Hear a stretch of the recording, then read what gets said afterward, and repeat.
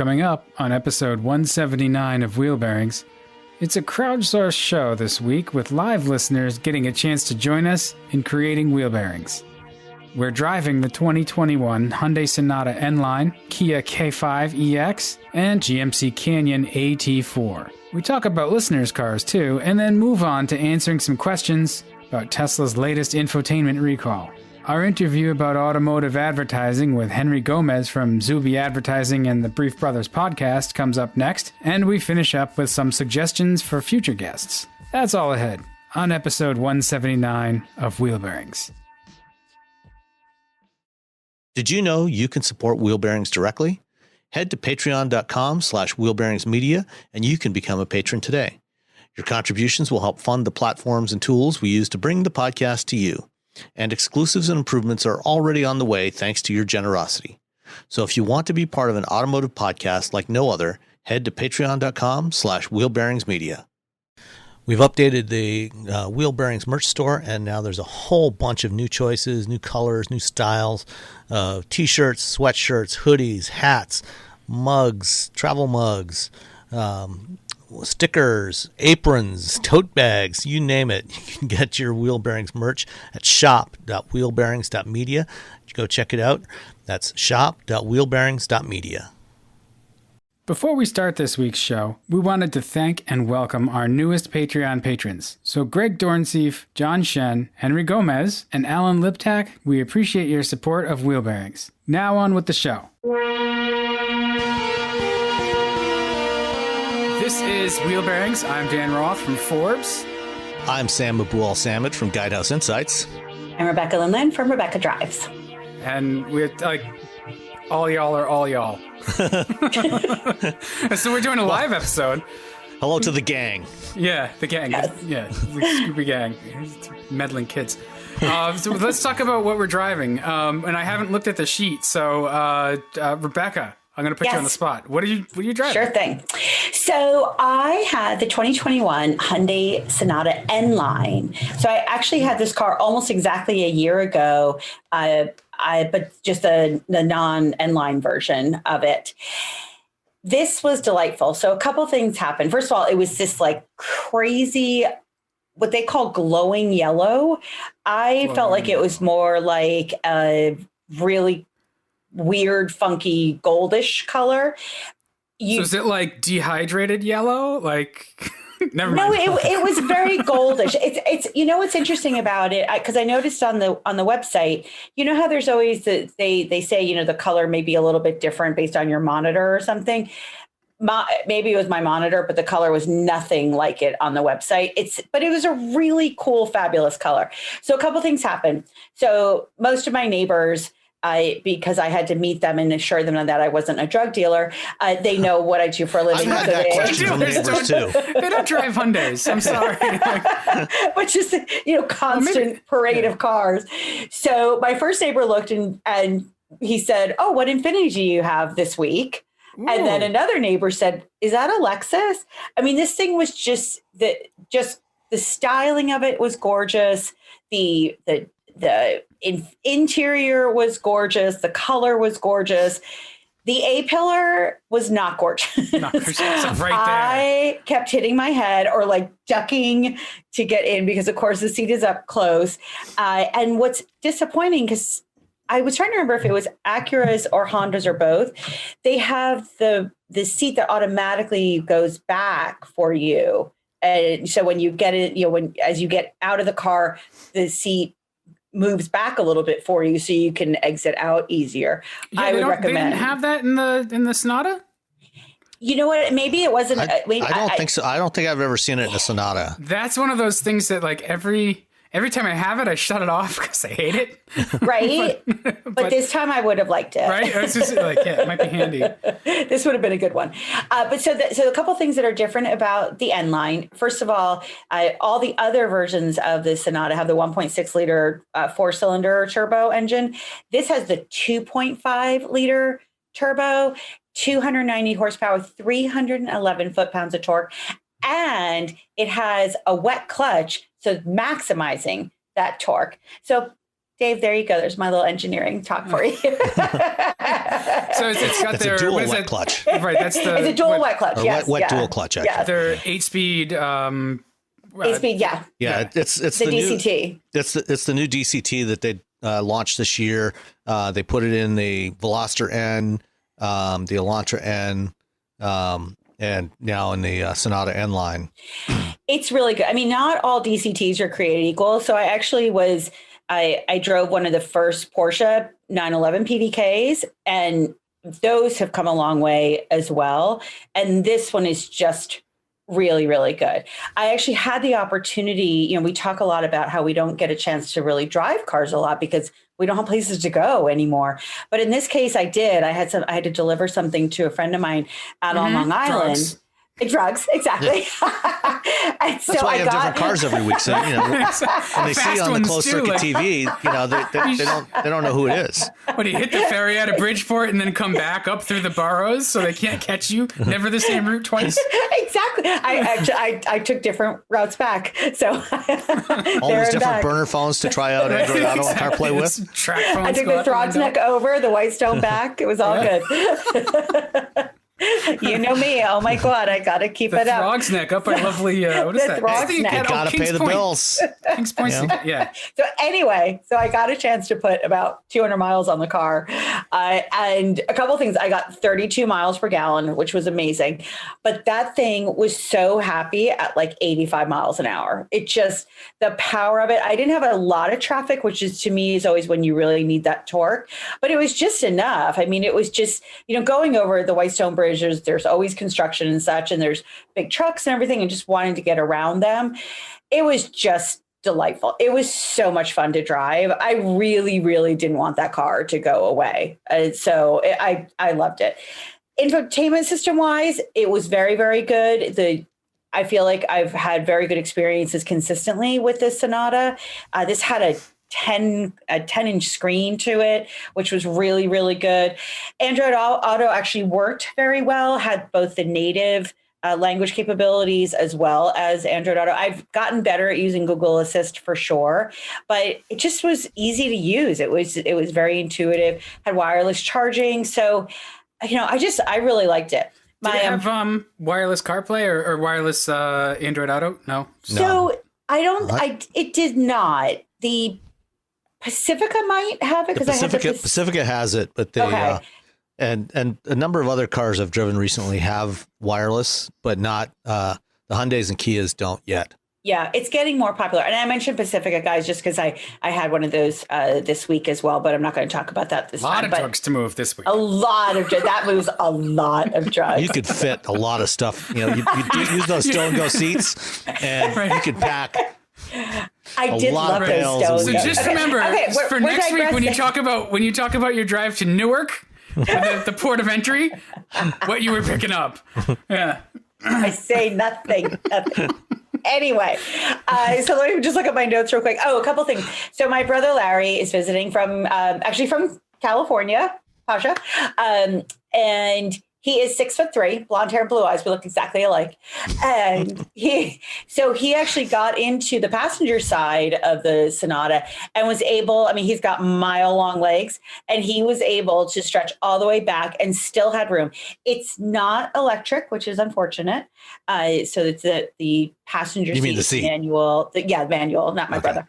Manual adjustment. I thought you meant the car. But... no, the seat is the passenger seat is not electric. But he fit really well in it.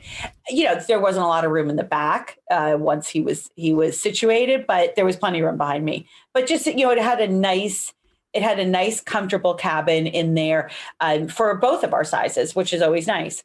N-Line again has it's mostly loaded. It's missing a few things. The Limited has a few other features, but really you're getting just about everything that you could possibly want in this thing. One thing I wanted to ask you guys, so the Hyundai digital key, that didn't do anything for me. I didn't understand why I would want that. Well, you have to. Is it a guy thing, like with your wallet?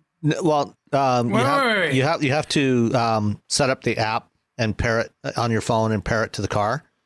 And then it's NFC, or actually it's both NFC and Bluetooth LE. Well, it worked. I just didn't understand why I would want it. I want to know what this wallet thing is. What's the guy thing about the wallet? So it's a card that opens the car, right, and starts the car and stuff. I thought you meant using your phone as the key.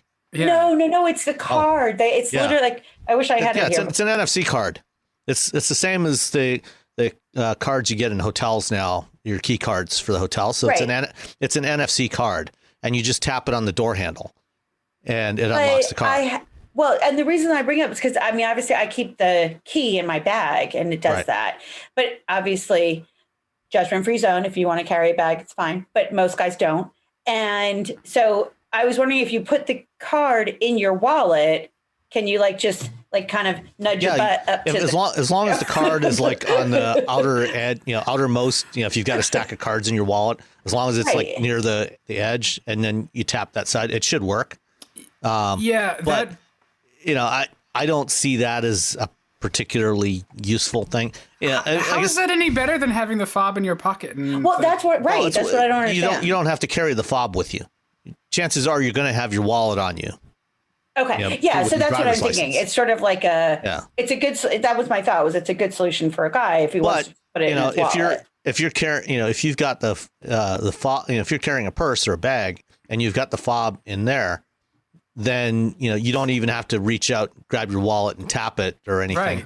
Like my wife, she keeps her car keys in her purse, for her Civic, and they never come out of her purse unless she's changing purses.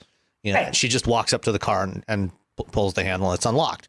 And as soon as she walks away, it locks. So, I think that's actually more convenient than an NFC card. See, this is the failure to think about things from a design thinking perspective. They didn't try to actually use that. Or, I mean, they did, but maybe they just like the idea, okay, that we can put it on an NFC card inside somebody's wallet, but you've just created extra steps versus the fob that we've had for like 10 years now, where you just walk up and you grab the handle. Well, some people don't want to carry the fob because, modern fobs are kind of getting big and bulky, and people don't want to stick those in their pocket. I get that. So their other solution is to use your phone. Which you're almost certainly going to take with you. Yeah, you also have to poke at the screen to make that unlock the car. Actually, no, you don't. No? Okay. If you have it paired to your car, you just tap it on the door handle, just like you would if you're doing tap to pay, with Apple Pay or Android or Google Pay. You just tap it on the door handle and it unlocks. See, that's a better solution because you've already got your phone. You probably got it in your hand, and adding extra steps where you've got to take the thing out and tap, it's not too much of an extra step, but it is. Yeah, I think, an extra thing. What Hyundai did here is they basically, rather than making an editorial decision, they just put everything in there and said, here, you can do it with the fob, you can do it with the card, you can do it with your phone, whatever you want, take your pick, and that's valid enough, right? That's how we talk about iDrive, where you can scratch on it with your finger, or you can do the air, gestures in midair, or touch the screen. So however you're most comfortable, I guess, getting into the car, you can do it. It does. I don't know. I'm not comfortable with the idea of using my phone for it, just because I'm sure I'll lose my phone somewhere and then I'll be locked out of the car because I'm an idiot. But the card seems like not terrible. Even if you just want to tuck it into your wallet and have it as an alternative. So if you are consistently an idiot and you lose your keys, as a backup, if you leave your fob somewhere, you're going to have that with you probably. Yeah.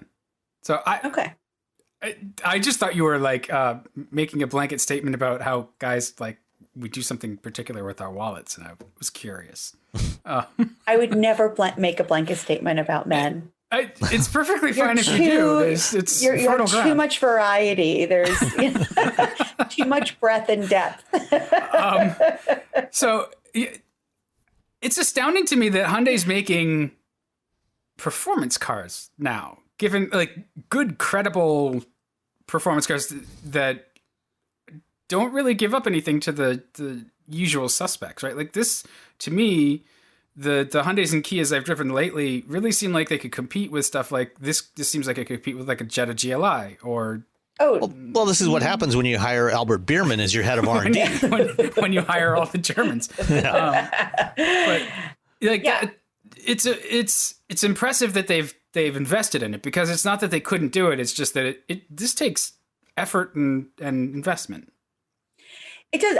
And the price point. So this thing was $33,300. It had a couple of options on it, so it topped out at just about $35,000 delivered, and the Hyundai starts at just about $24,000. So you're getting so much power and so many features. There's this huge sunroof, heated seats. They don't have ventilated seats. You have to go to the limited for that. But you've also got the 5-year, 60,000 mile warranty. This was driving this car was interesting because people couldn't identify it, as I mentioned. So people would ask me, oh, what is that? And I would say it's Hyundai Sonata. And everybody asked me, is Hyundai really, are they really good cars? And, I assured them that they were, but then also when you look at how much of the warranty that they've done, the 5-year, 60,000, the 100,000 mile warranty, they've got 5 years of roadside assistance. I mean, the list goes on. They really stand behind their product, but they do still continue to have that perception issue. So I don't know, maybe these kind of performance vehicles will help them overcome that. But I loved it. I thought it was really, really good and just, really cool. Again, we talked about this before, but I would have loved to have seen this as a hidden hatchback just for more practicality. I do think that I'd love to see more sedans go that route because they do compete so much for utility with the SUVs in the States. But overall, I was just absolutely delighted by this thing. I like the seats. The seats are pretty sharp. The seats are really, really sharp. I'll put some pictures on because my pictures showed up now, and I hopefully the color will come through because it was really cool. It's a cool color on the website. I was poking around while you were talking about it. It's because my favorite is the Sonata plug-in so far. Which color did you have, Rebecca? The I had glowing yellow. Glowing yellow. Yes. Oh yeah. Glowing yellow. It does glow. It does. But it was very easy to identify, You have your choice of half a dozen monochromatic shades, right, and then glowing yellow, yes, or Calypso red. Which gray would you like, sir? Yes. But the interior features were really nice. I mean, I don't know. I just thought they did a really good job with it. Again for $33,000, you got leather, suede seats, red touches. Even the pedals were, kind of a cool metal finish on them. Nice top stitching. It just, there was just a lot of really, really good things about it. The digital dash. And so it's a fantastic vehicle. I actually saw one. It was, I was coming home late a couple nights ago. And as I came off of the exit for 95, there's a McDonald's right there. And it caught my eye because there was cars there. And it was one of the few things that was still open. And there was one in there. And so I was actually driving the Pacifica. And my first thought was, oh my gosh, did I leave the keys in it and somebody stole my car? Because it was like, I was only like 2 miles from home. And, we were just talking about like, I tried out the digital key and everything. And I'm flying down Route 1. I'm going like 55 miles an hour, which I've already gotten a ticket on that route once. And I was like, well, you know what? If they stole the car, there's nothing I can do about it. But fortunately they didn't, obviously. But it really caught my eye. It's such a cool color. And I thought they just did a great job on this car. I didn't realize Greenwich was such a high crime area. It's huge. What is that? That's Darien, right? Like where the McDonald's is in 95. No, you're thinking this is actually is in Greenwich. But the number one way that cars are stolen in Greenwich is people leave their keys in their car because they take them out of their pocket, right? Tommy Hilfiger had like 3 cars stolen one night. Well, I mean, when you're Tommy Hilfiger, like, what's an $80,000 car? Do you even notice that there's a car missing in that case? It's like a box of tissues. Whatever. But they got in through his gated. They got in through his gate. Can you give me his address where he might leave cars unlocked? He's selling his house, so you can look online. And his ex-wife just sold her house here too. So. Oh, well. I'm sure I don't have any multiple tens of millions.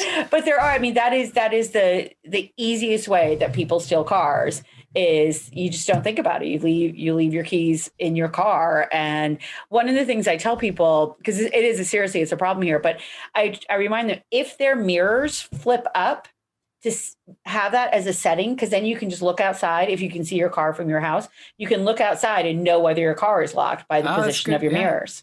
That's pretty good. Thank you. Good. I like it. Little That's hint. a good tip. All right, let's move on. Sam, last week when we did the show, I teased it that you were going to talk about the Kia K5. So now we've all had the K5. Yeah, I had a different variation, and this, of course, is the corporate cousin to the Sonata.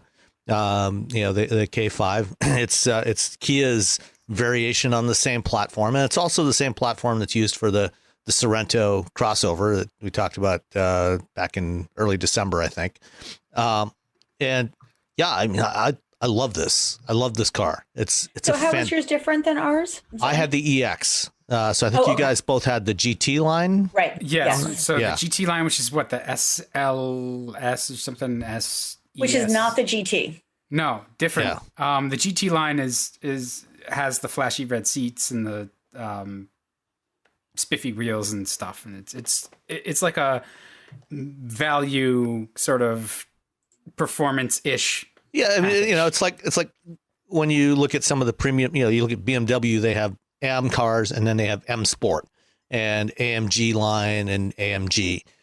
So you get the looks of the performance model, but without all the go faster bits. So you don't get the 2.5 liter turbo, for example. It has the base 1.6 liter turbo, which actually I think is a fantastic engine. I drove this thing for a week, and it was awesome. It's for an engine that size, 180 horsepower is fairly typical of, a modern turbo 4-cylinder, that's that roughly that displacement. But this one, it just feels really good. It's smooth. It's got a lot of low end torque. I mean, they all do, but this one just something about it just felt particularly good to drive. I really enjoyed driving it, and I love the way this car looks. The design, it's this new iteration of Kia's design language. And it's similar in a lot of ways to the new Sorento. You've got this rather than on the last two iterations of the Optima. The grille was kind of laid back and kind of flush with the rest of the fascia, and the whole thing laid back. And I enjoyed the look of that, but this one is a new look. It's kind of concave. I like the way that the elements that make up the grille itself, these little, almost like little shovels, they look like when you look at them up close. And the shape of the lights, it's got a really contemporary, modern, unique look to it. It doesn't look quite like anything else, but without being overstyled. And that's really tough to do, right? Like get all the gingerbread you want in there, so that it's one of those designs, and Kia's really good at it lately, where it gives you a little bit extra the more you look at it. So the longer you spend time with it, the more things you find that just delight you. Right. And it's not huge either. Yeah, to do that and be subtle about it that's the trick. And that's one of the things that I noticed too, is like, man, that is just, it doesn't matter what it costs. At a certain point, it's just a masterpiece no matter what. And I feel like the K5 is quite good. And, another really interesting detail that they did, the last two generations of the Optima, they both had, this chrome strip that went up the A-pillar, across the top of the glass, and then down the C-pillar, and then ended at the trunk lid. Now on the K5, that actually continues around all the way under the lower perimeter of the rear glass and wraps around and goes back around the other side. So it basically one continuous piece of chrome trim from one A-pillar to the other, wrapping all the way around the car. And I think, again, it's a little detail, but when you notice it, it's like, oh yeah, I mean, they really thought about this, and they finished it. It's funny how we're just suckers for chrome, but it's really well done, because it's one of those subtle things. You see it, and it just, again, it's like that was deliberate. and so it's just nicely executed. Yeah, no, absolutely. The K5, is available with all-wheel drive, unlike the Sonata, which I think is still front-wheel drive only. But it was the one I had was front-wheel drive. Let's see where. Here. I think we had the all-wheel drive. Yeah, mine was all-wheel drive. Yeah. Okay, yeah. So this one was front-wheel drive. Even with the torque, this engine makes, torque steer was not a problem. It was fine. It was all, it has a great balance of ride and handling.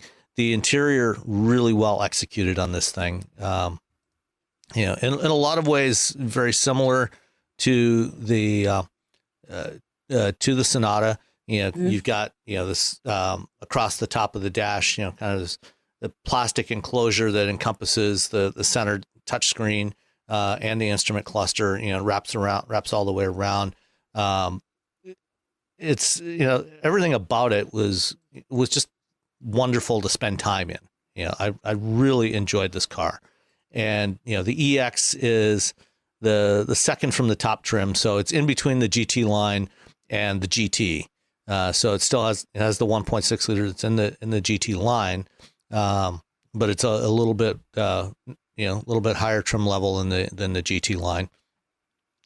And let's see, I really enjoyed it. The back seat is huge. The trunk lid, as you said, is kind of small, so there's actually a lot of room in the trunk, but right. the opening is small, which makes it a pain if you want to carry anything large. Hatchbacks, fellas. Yes. Hatchbacks. Absolutely. It's just, especially hidden ones. You can do them really subtle, so they don't scream like 1970s Vega hatchback. Yeah, right. You can do them really nicely. Just do it like the Stinger. Just crib the notes from the other car in the lineup, and you'll be fine.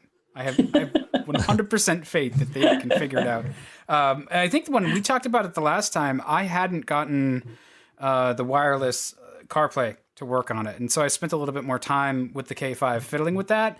And their infotainment, and I'm sure it's really similar to the Hyundai infotainment. It's just really good. And once I figured out how to connect the phone, you only have to do it once. It connects real fast. And there's the wireless charging pad. And so... Is there wireless CarPlay in there? Yeah. Because it has that little spot for the phone that you just tuck in. Right, it's got a wireless charger. Yeah, so it also has wireless CarPlay. Okay, the EX did not have the wireless CarPlay. Okay. Or Android Auto. Differentiation. Yeah. But it was...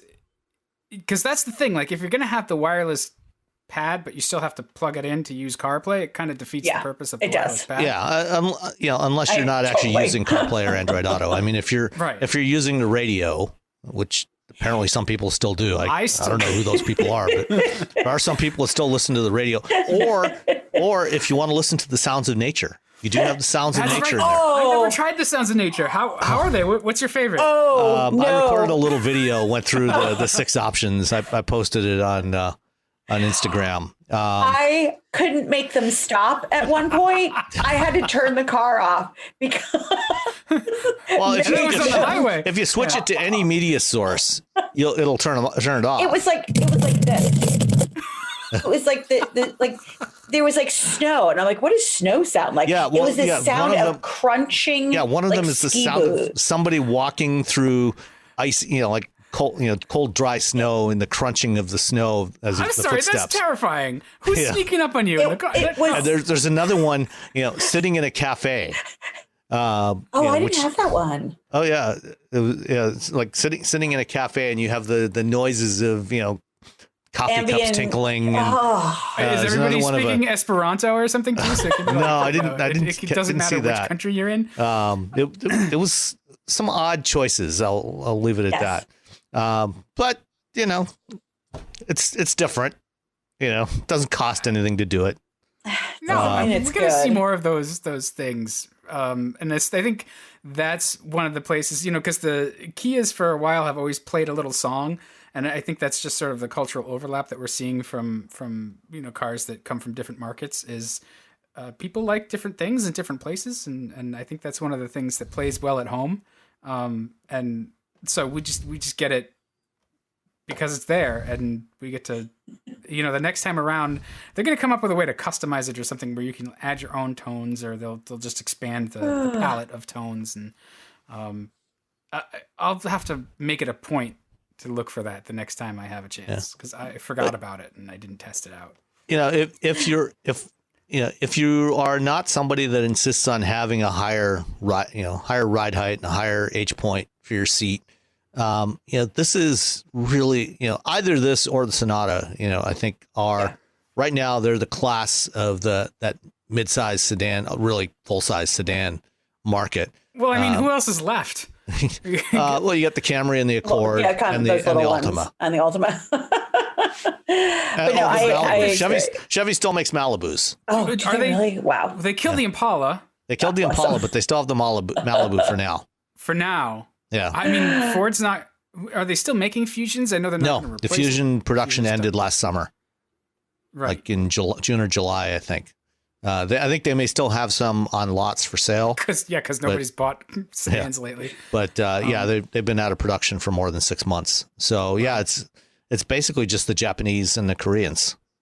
But I agree. I think if you don't need an SUV, I think this, if you want, what's fun about the sedan is if you are slogging through traffic on a lot of days, that additional ride height isn't really going to help you because you probably have an SUV in front of you anyway.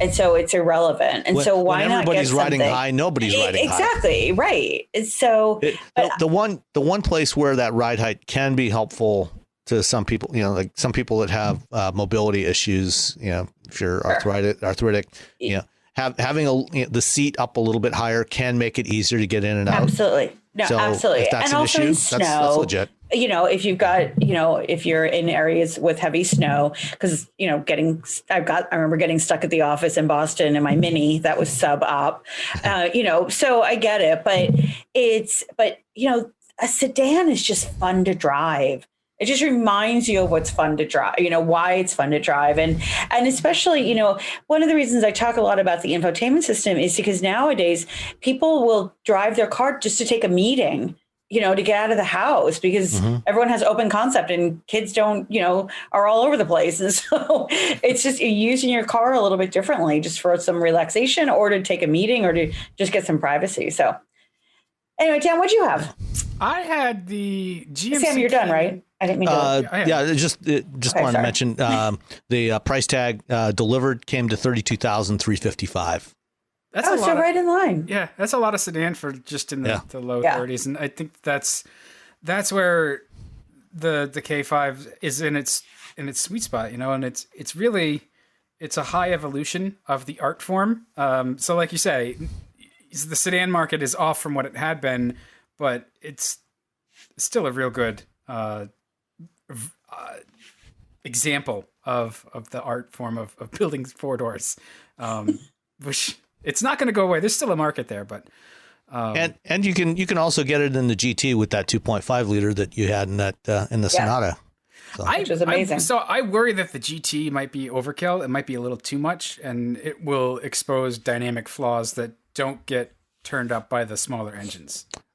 Just right. I think that's not likely to be the case. It might be, but I think it's probably going to be all right. Yeah, especially have to send us some to try it out. Well, when you think about how good the Genesis G70, G80, how good the Genesis vehicles are. Those are different platforms. So, those are rear drive platforms. But the engineering, though, the mindset, though, is still there. The awareness of things, like, overshooting with this engine. So I think thinking of the crew at Hyundai, Kia, and Genesis, I don't know. I just feel like they're very conscious of those kinds of issues potentially.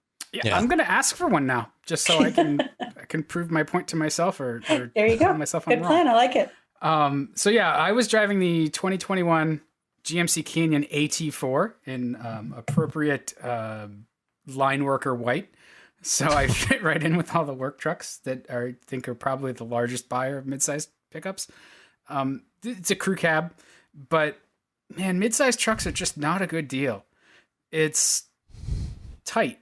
It's, there's not as much, and I know you don't always buy them for space, but you quickly run into, even with kids who are early teenagers, they run out of space. And when they're was it a crew cab or yeah, it was crew cab. But it just, I'm constantly having to move the passenger seat up and back to give some leg room to my 13-year-old, and he's not that tall, so it's a little bit tight in there. And that's sort of the theme overall. Is it feels really good to drive. It's nice in that compact size sense where it doesn't feel so ungainly sometimes. The full size trucks sometimes feel really big, especially the ones that I've had lately, the heavy duty trucks with the crew cabs and diesels and everything. That's just a lot.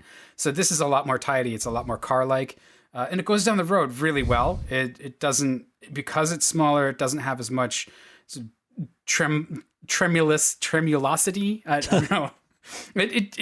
There's not a lot of vibration to it because it's a smaller, platform. So there's less of that going on. It rides a little softer than the HD trucks. So that probably helped as well. But once you get past those upsides, I have a hard time squaring the cost versus the utility. And sometimes it's just enough utility. I understand that, but I think that it's really hard to get a better deal than a 1500 full-size pickup, which will still just about fit most everywhere. They're not as huge as the HDs. So I'm struggling with that. It's a good truck overall. It feels, the controls feel good. It's comfortable. It's not like a Tacoma that, even with the new seating arrangement in the Tacoma, then they changed the driver's seat so you're not quite as splay leg. I don't like the Tacoma as much, although it kind of rules this class. The Canyon feels a little better from behind the wheel. It's more friendly. It's more comfortable. The materials are good.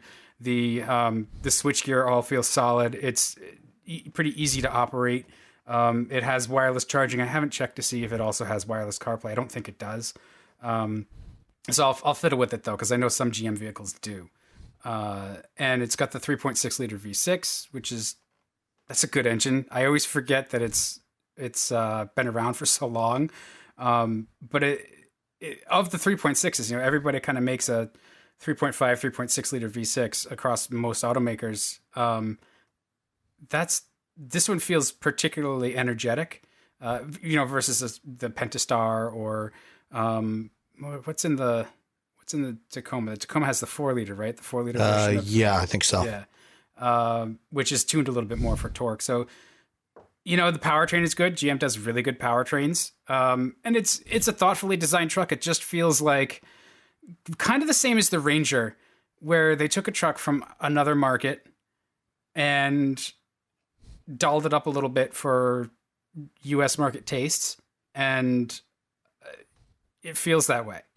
It still feels like a bargain truck with some gingerbread on it, and the seats are good. The overall outfitting I can't really fault, but I'm just struggling a little bit with the value proposition. Well, and that, if you remember back, a decade, 11, 12 years ago, when Ford discontinued the old Ranger, and everybody was saying, why aren't you giving us a new Ranger? Why aren't you giving us this global Ranger? And, Ford made exactly that case. They said, well, it costs almost as much to build a Ranger as it costs to build an F-150. Right. You're getting a lot more truck for your money with the F-150. It's not going to be much more fuel efficient. But people still said, we want a mid-sized truck. We want a mid-sized truck. So GM brought them a mid-sized truck. Ford brought the Ranger back to North America and said, look, we told you so. Right, and they're right. People are buying them anyway. So. Yeah. The AT4 has some features that distinguish it from the just sort of standard grade. I want to say Canyon. It's a Canyon. I get them confused with the Canyon in Colorado because they are the same thing. So, but with the V6, you've got 308 horsepower. You can also get the diesel. Obviously I don't have that, but I would like to try it. It's a 2.8 liter diesel, which has a lot more torque. So it's got 369 pound-feet of torque, which I think would make the truck feel a lot different overall. And it looks good in AT4 trim. It's got nice wheels. It's got a little more serious Goodyear off-road tires or Duratrack tires, so that it can go get you stuck somewhere. And it's got red tow hooks because that's a thing now that apparently means that you're cool. Yeah, it means that like we are rugged. We have red hooks, and they've. I'll have to build it, so I don't have the Maroni in front of me, but I think it may have the 1-inch suspension lift and some skid plates on it. So they set it up to actually go off road. So it's sort of like half a. Yeah, it's got the suspension leveling kit. Yeah, it's not quite as aggressive as the Colorado ZR2. Right. It's a lot more livable than that, but it still can play, I suppose, if that's what you want to do with it. It's a tidy pickup. I like it overall. You know, the it's not a bad truck, but it's just also like $38,000, something like that. But that's actually not bad. I mean, when I had the one time I had a Ranger Lariat, it was like $43,000 or $44,000. I mean, that's crazy. That's crazy. But the one thing, though, I will say, I mean, having driven some of these pickup trucks, like in a suburban, urban environment, this is a better size, though. I mean, if you don't need a full size pickup truck, you know, some of those full size pickup trucks they are enormous. They are. Yeah, they are. I mean, I got out of the Ford Super Duties, and I think legitimately the hood is taller than me. Right. Yeah. Exactly. Yes, I like the size, but then, you know, when you think about having a truck and how the utility is supposed to work, you run out of that capability fast. You know, you put normal adults in it, and it's uncomfortable. Well, I mean, this is why just the other day somebody was asking me, like, what's the best car out there? And I'm like, it depends. Because if you do have, like, if you have a family your size, Dan, a vehicle like this is not going to be the best choice. Yeah, which kind of sucks because on paper, it almost looks like it could be, right? I don't need an enormous truck. Sometimes I need the open bed to carry, you know, some stuff. But I don't ever use the full-size beds to their full capacity, at least not on a regular basis. So if I was going to do a truck, this is a lot more sensible. You know, it's kind of a little bit more efficient, both size-wise and consumption-wise, and it'll tuck into any suburban garage, like you said, where there's somewhere they just... a lot of them won't fit a full-size truck. Yeah, right. You know, especially not a 2500 or 3500 or you know, something that big. The 1500's like you tend to be able to put the like short bed standard cab just about anywhere still. They're not that much bigger. They're a little taller than they had been historically, but overall they're about the same size. But nobody buys those. People buy crew cabs because you want 2/3 of an SUV. You know, you want 2/3 of a full size SUV, which makes sense because it's really handy. And this is, you know, it's like I guess it's the sort of the 2/3 of a Trailblazer. I'm trying to think of the closest analog for a traditional body on frame GM SUV, and that was what the GMT 360s, the Trailblazer, and the old Trailblazers, not the new ones. Not the new one. It just feels that second row seat in here feels tight, and that it's a hard balance too, because the bed's not all that long, but the overall length isn't all that long either, because you don't want an ungainly pickup. You know, it makes it hard to maneuver. So they've done a really good job within the constraints of the segment. I think that the segment, we have more affinity for this segment in our minds, I think, than we actually do with our pocketbooks. It makes sense. They were right when they said, "Hey, nobody's going to buy that, and we can't make it cheap enough for you." The only people who buy cheap trucks like that are, you know, fleets, and that's exactly what we've seen. You know, they're very popular with fleets, and there's some buyers. You know, there's some market for it, but overall, I can't imagine that they're making all that much money on these, especially compared to the full size where they make all their profit. Well, just, I mean, looking at the range, so the 2021 Canyon starts at $26,400, and then the Canyon Denali, which is like the Lariat and the Ranger, almost $45,000. So you can buy almost two baseline Canyons for one of the Denali, but that's what, you know, that's a bad deal. Yeah. You know, I think when people were screaming to bring back smaller trucks, you know, 10 years ago, I think what they actually wanted was maybe not necessarily, well, I mean, obviously a lot of them want this because they're buying these in pretty reasonable volumes. But I think what a lot of people actually wanted was a return back to the late 80s and a truck like the one I drove in college. I had an 84 GMC S15 in college. And in those days, you could buy a stripper compact pickup, a Ranger or an S10 or S15, with just a regular cab, short bed for like $5,000. Yes, it had no radio, no Were you air buying a lot of conditioning. strippers in the 80s? I'm just wondering. I like how I was in college. Saying, but I mean, a base pickup. You truck. need the long bed though for the pole. I'm sorry. They were collapsible poles. I should have had wine. I remember, looking at, the ads in the Saturday papers, the car dealers, they were all advertising $49.99 for this base pickup truck. With like I said, it had no stereo in it, no, manual crank windows, manual transmission, but, it was cheap. It was reliable. For 5 years going back and forth to school, it got me back and forth, all the time. It was wheels. Yeah. That's about it. Yeah. Absolutely. I mean, basically that truck was a Grumman LLV, it was pretty much. Yeah. Iron Duke rear wheel drive. Actually, mine was, I think 84 was the last year that they still had the Isuzu 1.9 liter. The next year, the 85s, they went to the Iron Duke. But I had the 90 horsepower carbureted Isuzu 1.9 liter. A 4-speed manual. What a ball of fire. That's amazing. It never caught fire on me. Well, but it's true though. Even into the 90s, I think my father bought a F-150 XL in like 93. And the only options it had, I think, was the twin tanks. And so it was the 300 inline six. It was rear wheel drive, Mazda 5-speed, short bed, regular cab. It was like 11.5. So you contrast that now where you can't get a new truck for anywhere in the 20s, really. Like you could start with an XL, I guess, or the work truck grades, but they're not pleasant. And this wasn't a luxurious truck either, but I think our expectations have changed where people want carpets, not the rubber floor mats. We want, the leather seats and all of the goodies.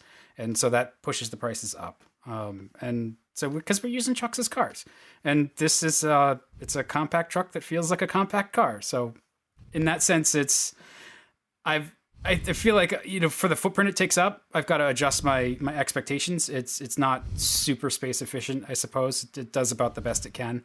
But it's a nice truck. It's just, I unless you need the size, you're going to have a better truck in a Silverado or a Sierra than this. You're going to get more utility out of it. So, yeah.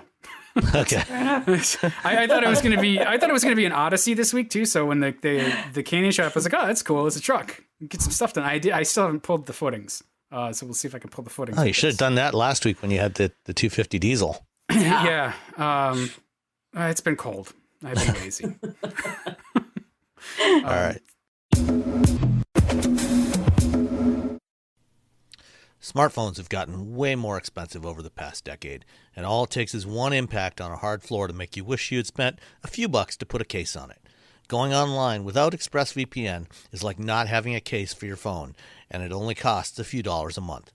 Nicole, Robbie, and I travel a lot for our work, and we spend a lot of time in hotels, coffee shops, airplanes, and of course the Delta Sky Club. Connecting to the Wi-Fi in any public places with shared Wi-Fi puts your data at risk because bad actors could be intercepting what you send and using it to steal from you. It only takes some cheap hardware to intercept Wi-Fi data, and even a smart preteen can do it. Hackers can make up to $1,000 per victim selling personal information on the dark web. ExpressVPN stops the bad guys by creating a secure, encrypted tunnel between your device and the internet. ExpressVPN uses state-of-the-art encryption that would take a supercomputer up to 1 billion years to crack. I have ExpressVPN on all my devices, including a MacBook Pro, Windows laptops and desktops, and Android and iOS phones and laptops, or tablets. When I want to be secure, I just launched the app, click once to connect, and my data is secure. As I said, I travel a lot for my work, and I have to connect to countless public Wi-Fi networks in many countries. I have ExpressVPN on all my connected devices so that whoever else is on the same network can't see any of my data. That's important because I often have to check banks, credit card accounts, and transmit client data that might be sensitive, as well as filing articles on news that might be under embargo. ExpressVPN protects all of it, and I've been paying for my own account for years. Secure your online data today by visiting expressvpn.com/wheelbearings. That's expressvpn.com/wheelbearings, and you can get an extra 4 months for free. expressvpn.com/wheelbearings. All you homeowners have unique needs. Some feel the need to leave up holiday decorations year-round. Others have the need to use their garage as practice space for their new metal band. And because each homeowner has unique needs, Geico helps you get the right coverage for your home and what's in it. That way, you get exactly what's right for you, even if your needs are unique. Get more with Geico. So we've got some guests joining us today from our listeners. You guys want to chime in, and you got some questions, or you want to tell us what you guys drive? Dave. Sure, I'll start. Sure. So, before I jump in, I think I wanted to say something, but we're here to listen to you guys talk. When you were talking about the card, and you were going on and on about what it's for and why are they doing it. So I can give you 2 reasons why they're doing it. Okay. So this one will just be a cheap shot, but note that Tesla does it, right? So it is a very trendy thing to do. Excellent point. Okay. But I think more to the point, it is way cheaper to print 2 RFID cards and provide them instead of keys and fobs. That's true. Yeah, I think we'll see the fob go away and the app become ubiquitous, and the key, like the fob, will go the same place as the steel key, as the lock on the passenger door. It'll go. Yeah, those are good points. Yeah. That's I agree. I think the fob will go away. But I think eventually they're not even going to print the cards. They're going to rely on our phones. It's all going to be phone. BMW just announced on the iX, their new electric crossover. It's going to be the first implementation of the ultra wideband digital key technology. So the iPhones, the new iPhone 12s, have an ultra wideband chip in them, and it's a newer wireless technology that's more secure than Bluetooth. It gives you very precise positioning information, and so it's gonna you'll be able to use your phone with that. And also Samsung, the latest generation Samsung Galaxy phones have an ultra wideband chip in them as well. Yeah, I found the card a very easy way to borrow a friend's car. It was very low friction. And yes, it does fit nicely in the wallet. It just comes out, it taps on the B post and back in your wallet until you've paired with the car. Anyways, so onto the garage. So I have 3 vehicles, all of them manuals. I get to claim that. But I have a 2009 Wrangler, unlimited, so the 4-door. And it's got about 260,000 kilometers on it. And I've got a Mazda 5. So that's a 2008, and that only has about 140,000 kilometers on it. Oh, practically That's new. a very Canadian choice. Excellent. Yeah. Well, and Dan, some esoteric trivia for you. In Canada, you can get the GT model with the manual. Excellent. We had the manual here for a very short time. I remember driving one as a press car, and I think I drove it like the same day they came out and announced that they were no longer selling it with the manual here. Cutting edge. Yeah. And then Sam, this one's for you. So I grew tired of listening to people talking about their cars, and I finally pulled the trigger and I bought myself a Project 1990 Miata. Excellent. That's amazing. So it has it's in the garage with the fenders and the hood pulled off it, and getting a new timing belt right now. And I'm currently shopping for some nice 5mm drills to drill out more than a couple broken off fender bolts. So yeah, that's what's sitting in my garage. What color is it? It is white. Oh, okay. Mine was originally white. It's wrapped right now in a silvery gray color. But at some point I'd like to either, when the wrap needs to be replaced, I'm gonna either get it painted or get it rewrapped in something as close as I can find to Mariner blue. That's nice. the color I always wanted. So this is my first foray into a project car. So we'll see how it goes. And it's nothing pristine, but it's doing pretty well for rust for its age and being a Canadian vintage vehicle. And we'll see how it goes, right? If I put the time and love into it, then maybe I'll earn myself something a little nicer and better quality. It's had some love. It's had some younger buyers at some point along its way. As I'm pulling the fender off, like, oh, this isn't the same color underside, and there's lots of fasteners missing up here. We should have you on as you make progress, though. It'd be fun to hear about it. Like we should do a feed from the garage. You know, right? The interesting cool. Phrases for curse words that you could. Who did this? Who was here before? We don't have to worry about not safe for work anymore because everyone's working from home. we're in an updated emergency lockdown, right? Where we're under additional encouragement not to leave the house. And I tell you, there's nothing more frustrating than starting a project, and it's like, damn it, I need a puller. And it's like, well, you can't just drive to the local store and go in and shop. No, you have to like browse through their website, click order, then get a phone call saying they don't have it. All this nonsense, you know? Yeah. Oh, man. All right. So, who's next? Who's got what else? Yeah. What do you want to know? What do you drive? What do I drive? Let's see. I have a 2012 Mazda Speed 3 that I bought. Torque steer for the win. Torque steer, 150,000 miles, still goes, still doesn't burn too much oil. I put roof racks on it. I put everything on it. I mean, I put some money down. I put, what do you call it, the $100 deposit for a Bronco next year. We'll see if I get that. But if the Mazda keeps going, we'll keep it. And then my girlfriend has 2015. I think it's a W205. It's a C400 Mercedes 4MATIC, which was kind of a rare car because it was a 1 year only.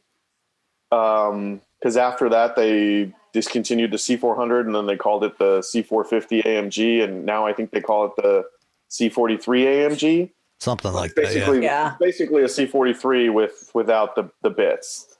And that thing's a blast. And then, of course, I don't have any project cars because I'm not allowed to. She has a Mercedes, so she has by nature a project car. You know what? The Benz is. Say you've got one, you don't know it.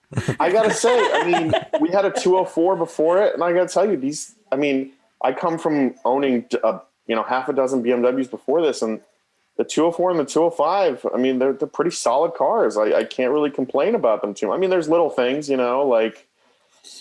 The buttons are peeling and stuff like that, standard European car stuff. But I mean, mechanically, they're solid. That was my experience too with the Volvo. Was just like you have all the little things that tend to break that aren't really that difficult, and they're high quality pieces. So you wind up fixing it because the rest of the car is decent.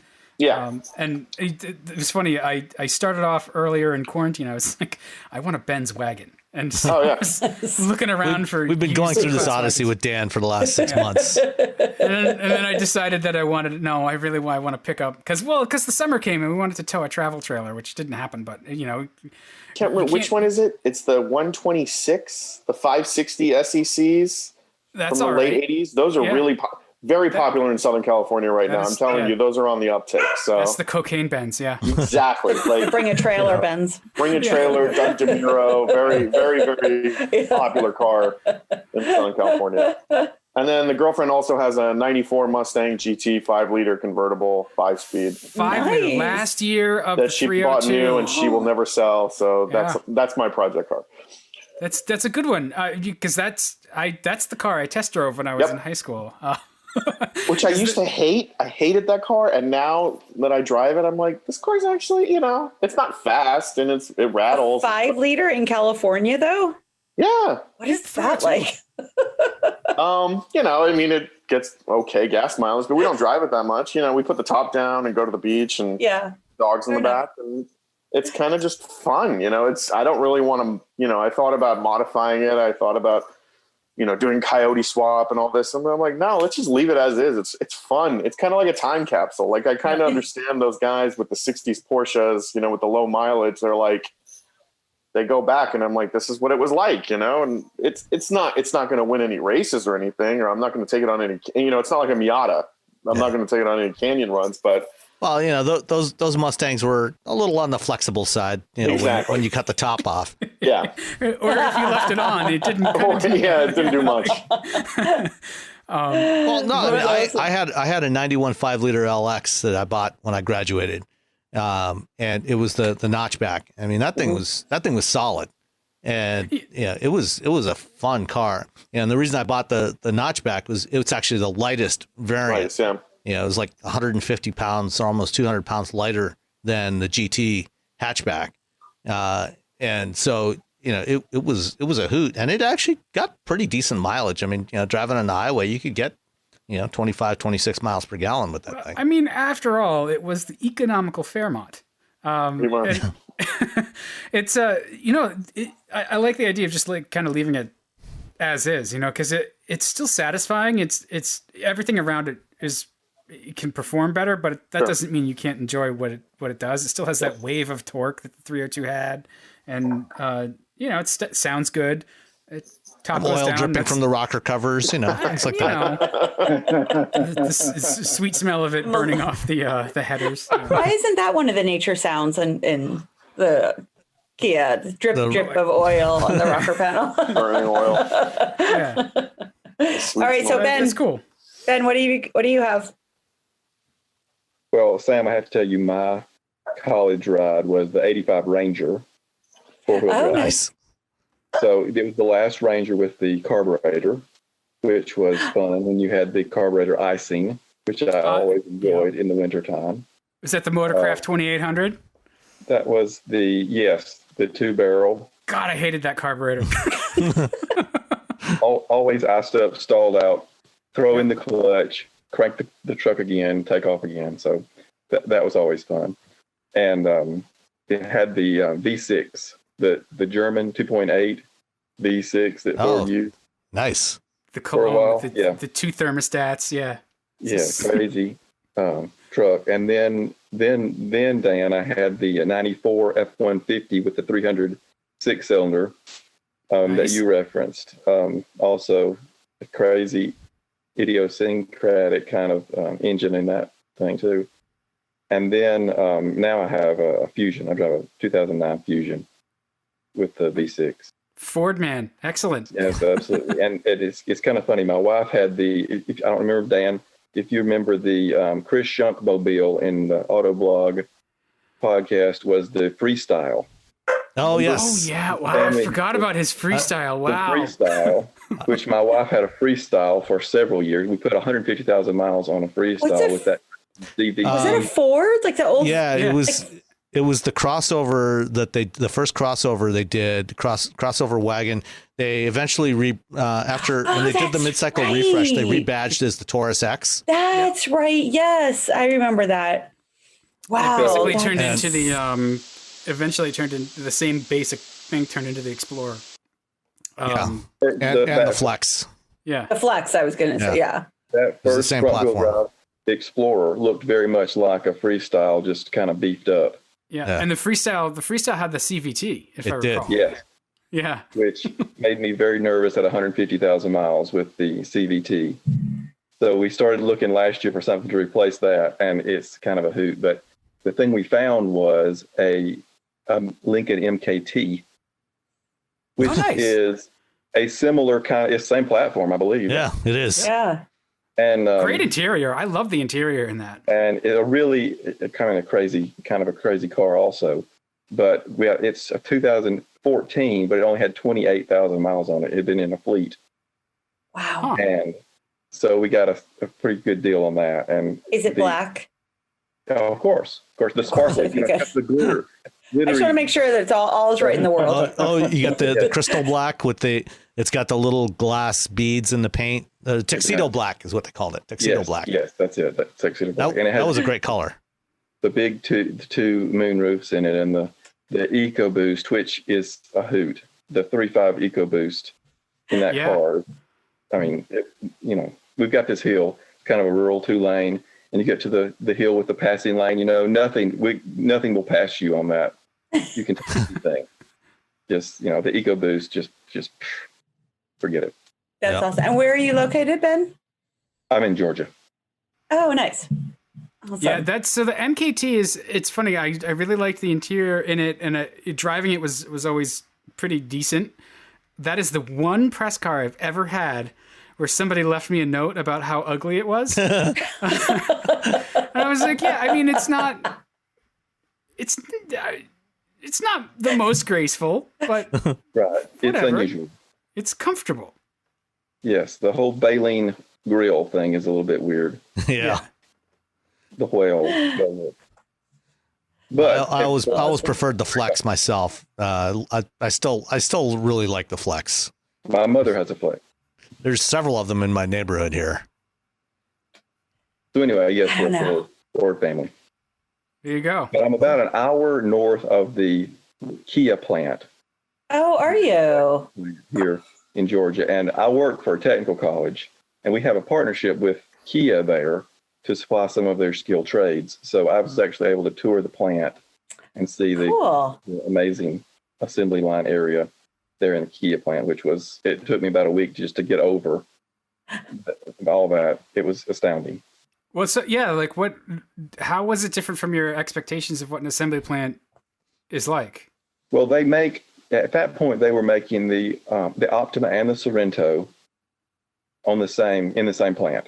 So I had in my mind, I guess, they're going to run half a day of Optimas and they're going to throw the switch and they'll run a half a day of Sorrentos, or however they do it. That's not the way they did it at all. They had the assembly line was just completely mixed, all different, fully integrated at the same time. And the bodies came from this way, the engine transmissions are coming from another plant this way, and then at some point they turn these so they line up with this, so they just all fit together, and you come in order, and the interior comes in order, and the carpet, and the logistics. It was just mind blowing to see how all that comes together. Yeah, and to consider that all of those pieces, like the engines, came from Korea to wind up there at the right time. Well, they came from Montgomery, actually. The engines came from Montgomery, but they have a Hyundai plant in Montgomery, Kia plants in West Point, Georgia, and they swap out engine transmissions. Like they use the same. Yeah. Yes. And so, it's always amazing going into a modern assembly plant and the orchestration that has to happen to get all of the parts coming to the line in the right sequence at the right time. It's like for whatever was ordered, to get the right color seats, in the right sequence for that particular car, that they can make that happen with any degree of consistency is amazing. And it's no wonder when you look at a new manufacturer like Tesla that they've struggled so much with that. And for other more experienced manufacturers, it's a really hard thing to do. Manufacturing is tough. They have all these suppliers around in the area, and they have almost no inventory at the Kia plant. All that stuff comes in just exactly when they need it, and it's all in the truck, all in the order that they need, backwards, so that when they take it off, it comes out the right way to match up the cars that are coming down the line. I mean, it's just the whole thing. Like I said, it took me about a week just to get over the experience of going through the plant. Yeah, that's the just-in-time kind of Toyota production system sort of thing, and it's great most of the time. But what happens, and we're seeing it now with the chip shortages, if something gets out of sync within the suppliers, it grinds the whole thing to a halt. They can't make cars if they don't have the parts. They don't have any stock. There's no inventory. So nobody wants to pay for inventory. Yeah. Right. Inventory is expensive. That's true. Yeah. Well, it's expensive. And, if there's a manufacturing problem with any component along the way, then you end up with a huge stock of parts that you have to scrap. Whereas when you're running just in time, you find those problems quickly and you get them resolved, before you've built a bunch of cars that you have to then go back and fix. Well, and then you've got the supplier park too, right around you. So The one of the things they do too is put the quality step, quality assurance on the supplier. So they'll just go choke the supplier instead of, like, you guys need to fix this and eat it, not us. So it's just, it's interesting.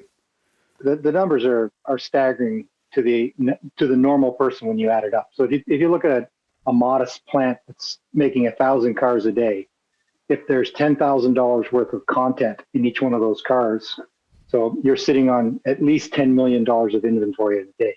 And it's probably much closer to 50. And you probably got 10 days of inventory flow in the immediate areas coming in, and the better part of 20 or 30 days as you go out all the way to the ends of the supply chain. So if you start adding up the amount of money in terms of working capital, it's big numbers. Mm-hmm. Which is why Wall Street doesn't like the industry. Yeah. But the industry, that's... they love parts of it.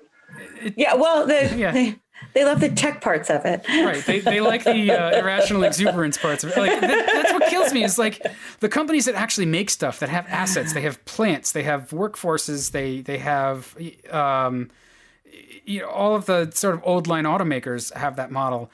Their stocks are, what are they? They trade at, like, I don't know, $50 or less. And then you've got much less. And then you've got these upstarts that have a flashy idea, and they have insane... No, they have hope and dreams. But they have an insane cult of market personality.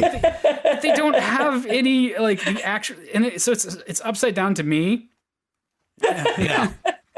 It's just like, wait, they don't have anything. Like, so when you think about it as, I'm not an analyst, but I look at it and go, well, if that business goes under, they don't have anything of value to liquidate.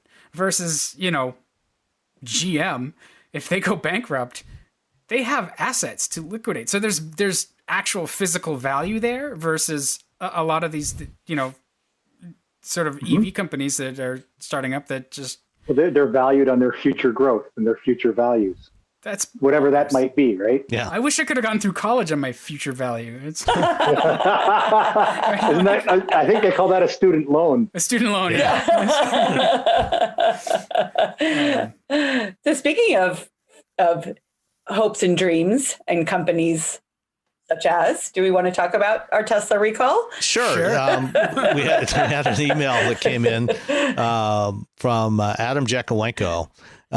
Says, hey, all, if you're looking for a topic to discuss on the show, I'd love to hear your take on this story. The way I read it is basically there's a safety issue with these cars, referring to Tesla, that will inevitably fail. NHTSA is recommending a recall or a free replacement. And instead, customers have been getting charged $2,500, now $1,500 for the pleasure of getting a safety problem fixed in their cars under the guise of it being an upgrade because it adds karaoke and Netflix. But it also completely removes AM, FM, and Sirius radio functionality. What? So what Adam's referring to here is the Tesla Model S and the Model X model years 2015 to 18. And these vehicles all have this giant 17-inch touchscreen in the center console, and what Tesla calls the media control unit, which is the computer that drives this thing, is failing on many of these cars, and it will eventually fail on pretty much all of them, because one of the unique things about Tesla until now has been that they do these over-the-air updates on a regular basis. So they send out software updates to your car that gives you new functionality like karaoke and fart sounds and Netflix. And that's all well and good, but the thing is, to do that, you've got to have flash memory in that media control unit, in that computer. Flash memory, it typically only has a certain limited number of write cycles. Depending on the type of flash memory, that could be 100 write cycles. It could be 1,000,000 write cycles. And the flash that can take more write cycles is more expensive. Right. Tesla, in their infinite wisdom, opted to use the cheapest possible kind of flash memory in the MCU. And so because Tesla sends out software updates about every 4 to 6 weeks or so, they've basically worn out the flash memory in these things. And when that happens, now the screen goes dead because they've basically bricked that computer that drives it.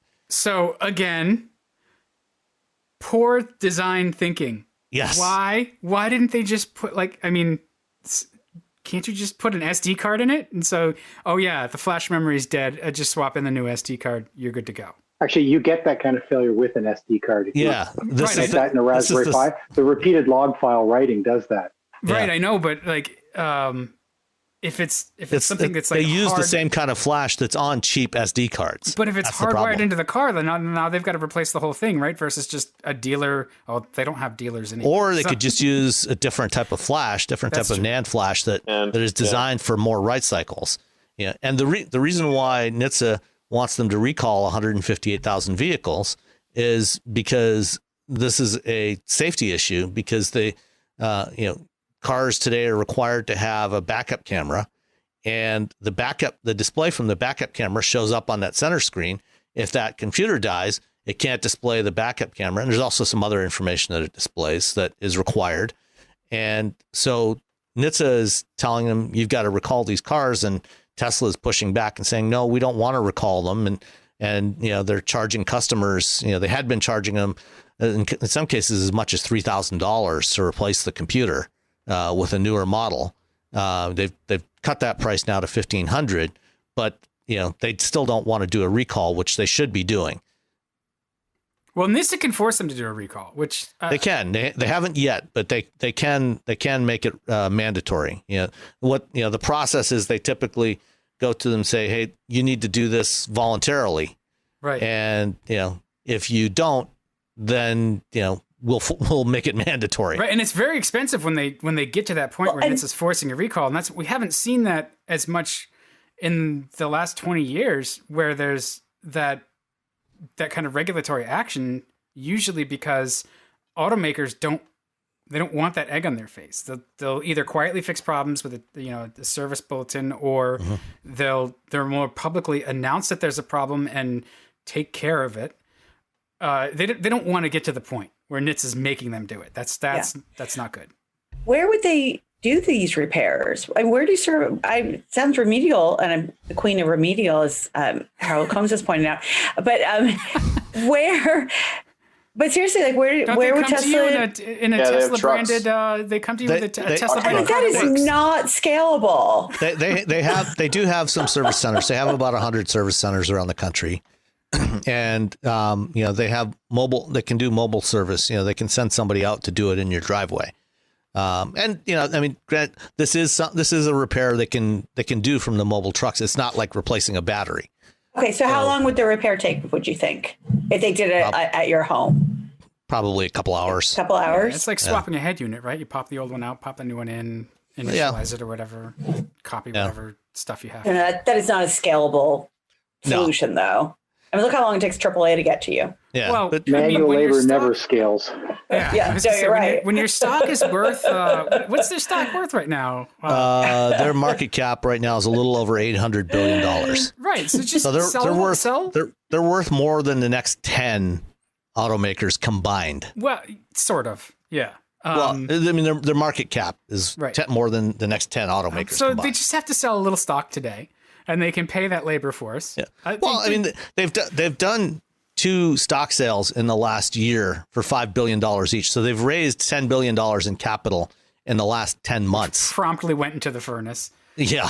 So, they should have the cash. There's no excuse. I mean, it's unconscionable for Tesla to be charging people for this repair, for something that is clearly a design defect. Well, and this is different than the issue with the screens, right? This is not the same as the touch screens that die, right? Right. This is not actually the screen itself. It's the computer that drives the screen. So the screens themselves is a whole separate issue. Because they had been replacing those free of charge and for a while. With new ones, and then they were doing refurbs and yeah. So it seems like that whole center screen thing is an issue when you try to get around the need to use automotive grade hardware. Yeah, well, I mean, when they launched the Model S, there was nobody in the industry that was making a 17-inch automotive grade touchscreen display, and so they sourced one that was being used for some kind of industrial application, and then they started failing. The adhesives that hold it all together were, it was heating up, and the adhesives was leaking into it, and you were getting this yellow tinge to it. It was not good. Yeah. So, I would be livid if this happened to me with my car. I mean, I had to replace an alternator on one of the Volvos. It was like $800, and I was upset about that. It's like, alternators never fail. Why did the alternator fail? You should pay for the alternator. And it was a thing I wound up eating. But they did fix the $1,000 electronic throttle body. Because it's the same kind of thing. It's like, this is your problem, not mine as an owner. I bought your thing. It's a safety issue. It's a design issue. You need to fix it. But the mindset of the early adopter, especially the Tesla owner, is that they see themselves as part of this solution, that they are the beta testers. And part of the privilege of being an early adopter is that you then are somehow part of this. You have the privilege of being part of this solution. That's why it's a thing almost except very that low. With most beta tests, you're not paying for it. I agree with you. Also, I will accept like the inconvenience for the thrill of being a beta tester. Like, that's fine, but the cost of it really needs to be borne by crazy. The automaker. Well, that's what. So just before we started, I asked Sam, I was like, there's a couple of things I don't really understand about this. Yeah. The idea of, that you're charging your customers anywhere from $1,500 to $3,000 after you've purchased the car. I mean, you've already bought the thing, and then you add so much cost to it. And then also, and I feel really old when I'm asking this, but I don't understand how it's a benefit that AM, FM, and XM are going away. How is that like? But that's part of one of the updates. Well, I mean, right. You're charging them more to give them less, that's bad. Well, actually, Teslas have never had AM radio. Okay, fair enough. BMWs don't either. Yeah. They don't? No, BMW did away with AM. Why would you not have AM radio? AM is so entertaining. On Teslas, they didn't do it because there's too much. There's too much EMI, too much electromagnetic interference on the car, and they couldn't get it to work reliably. Oh, how funny! Yeah, that makes sense. But somehow, every other manufacturer of EVs, like GM and Ford and everybody else, still has AM radio in their cars. Well, I mean, the lead shielding you have to put around all the stuff gets expensive. The AM that's like my classic way to stay awake on a long nighttime drive. Is I'll tune in Canada on AM.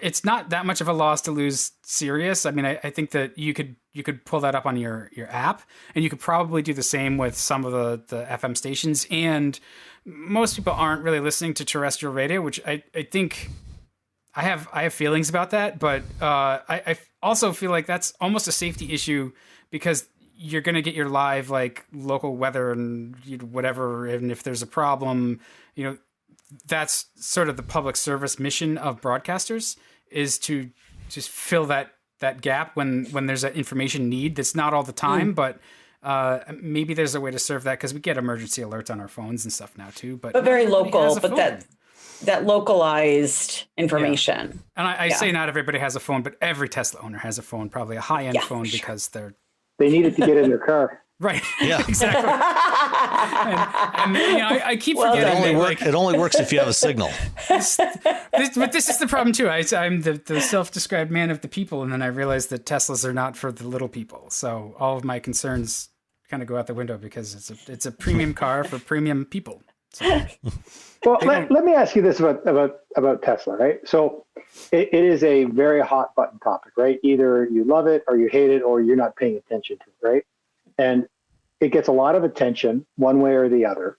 And as a manufacturer, to the best of my knowledge, they don't participate in a lot of the industry studies and, fact checking and data collection that you'd get, whether it's like JD Powers and things of that nature. And so is there good industry data to talk about things like IQS from a Tesla, that to actually put apples to apples? Because yes, there's lots of anecdotal or people on the internet raging about problems, and there's also a lot of people screaming how much they love their car. And I'd love to see some actual data about things like the IQS or months in service problems with those vehicles to actually understand, is this car just like something out of a North American auto plant from the late 80s in terms of like what they're like? Or does it just feel like that because of the echo chamber that just amplifies all of the different opinions? So with IQ, with surveys like JD Power's IQS and their long-term durability or reliability survey, to get that data, they send out surveys to consumers, and they get the addresses of vehicle owners from the manufacturers. The manufacturers provide that information, that contact information, so they can reach out. And it varies by state whether they get it from the DMVs, not from the vehicle, not from the manufacturers, but in some states the manufacturers have to approve the release of that data, and most manufacturers say, yeah, go ahead, we want to be included in this survey, and so they send it out to sampling of the owners across all states. Tesla refuses to participate in any of those kinds of surveys, any of those external surveys. And so JD Power is able to reach out to owners. They've done the surveys to owners in about, I think last year it was 22 states is what they said. And they don't, because it's less than half of the states, they don't include them in the official rankings. But last year, for the first time, they did actually reference some of the Tesla data that they got. And then there's also Consumer Reports. They have their members fill out the surveys, and so they've got the data that way. Both of those, Tesla is much worse than average. They're at or near the bottom generally in terms of quality and reliability. They have a lot more issues than other manufacturers. So to answer your question, yes, it is much more akin to something coming out of a North American vehicle plant in the 1980s than in 2020 or 2021. I would say like late 70s. Maybe they've gotten better. Yeah. Well, I mean, when Sandy Munro did his first teardown of a Model 3 3 years ago when it first came out, before they started the teardown, just doing a walk around of the car, looking at it, you can still find the video online with him and John McElroy, and Munro described it as having the quality of an early 1990s Kia, the build quality of an early 1990s Kia, which was not a good car in those days. Right. Modern Kias and Hyundais are great, but a 1990s Kia was a scary car to be around. Well, and they just updated that with another Model 3. Yeah, he just got a brand new one. And the body gaps are still not great. Better, but it's still much worse than what you typically find on a modern vehicle. That's a whole other story, that the dust up about stock ownership and stuff. Munro just on Twitter revealed that he actually had bought a bunch of Tesla stock and made a ton of money on it. And that just happened to coincide with somewhat of a change in the attitude, in his descriptions of Tesla stuff. And some of the optics aren't great there. Yeah. Right. Tesla has done some very interesting engineering, and they've done some really cool stuff in the way they design their cars. Especially around their electrical architecture is really interesting. And the rest of the industry is moving in that direction now. But just the fundamentals of how you actually put it all together, they still haven't wrapped their heads around that. I mean, they still have, far and away the worst paint finishes on any modern car. Very thin paint, very easy to scrape off. It peels off regularly. You find parts that, especially like rear bumpers that on the Model 3 and the Model Y, the way the rear bumper cover is designed, if you're driving in the wintertime or even in heavy rain, the water will collect up under the bumper cap, or snow will collect under there, and the weight of that will cause it to fall off. It's just ridiculous stuff. Well, they they don't take advice and guidance and lessons learned, because they're right. Like even how they set up the factory, where it wasn't a secret that it's easier to hand put in insulation. That's why they do that. And they're like, oh, this robot can do it. But no, it actually couldn't do it. So, but they're not really good at learning vicariously. And now I do think, though, that I like having a company like Tesla in the industry, because I think they push us. Mm-hmm. I think they really think outside the box. They do crazy things. Sometimes it's really stupid, but it is still, I think, important in an industry that has a lot of legacy issues with it, that we have somebody that thinks so far out. It's people ask, electric cars are so popular now because of Tesla. I'm like, no, people are buying a Tesla. It happens to be an electric car, but they are buying into Elon Musk's dream. And that is and people want to be part of his world. And, if God forbid something happens to him, I just don't see Tesla continuing like Apple was able to transition with Tim Cook, because obviously, we knew that Steve Jobs was ill and it was more, established. But it's just, it's a really, building a company around a person, a car company around one character. Any big company. Any big company. I was telling somebody, I said, when you think about these newer companies coming up, but like, think about Nike. We don't think about the guy that started, Phil Knight. Was that his name? Mm-hmm. Yep, Phil Knight. Right. We don't think about him. We think about Nike. And that is, if anything, you think about Michael Jordan. And that's a super interesting analogy, because, like Tesla started off with their own sort of bespoke version of a Lotus. Yeah. Nike was importing Tiger running shoes, slapping a brand on it and selling them.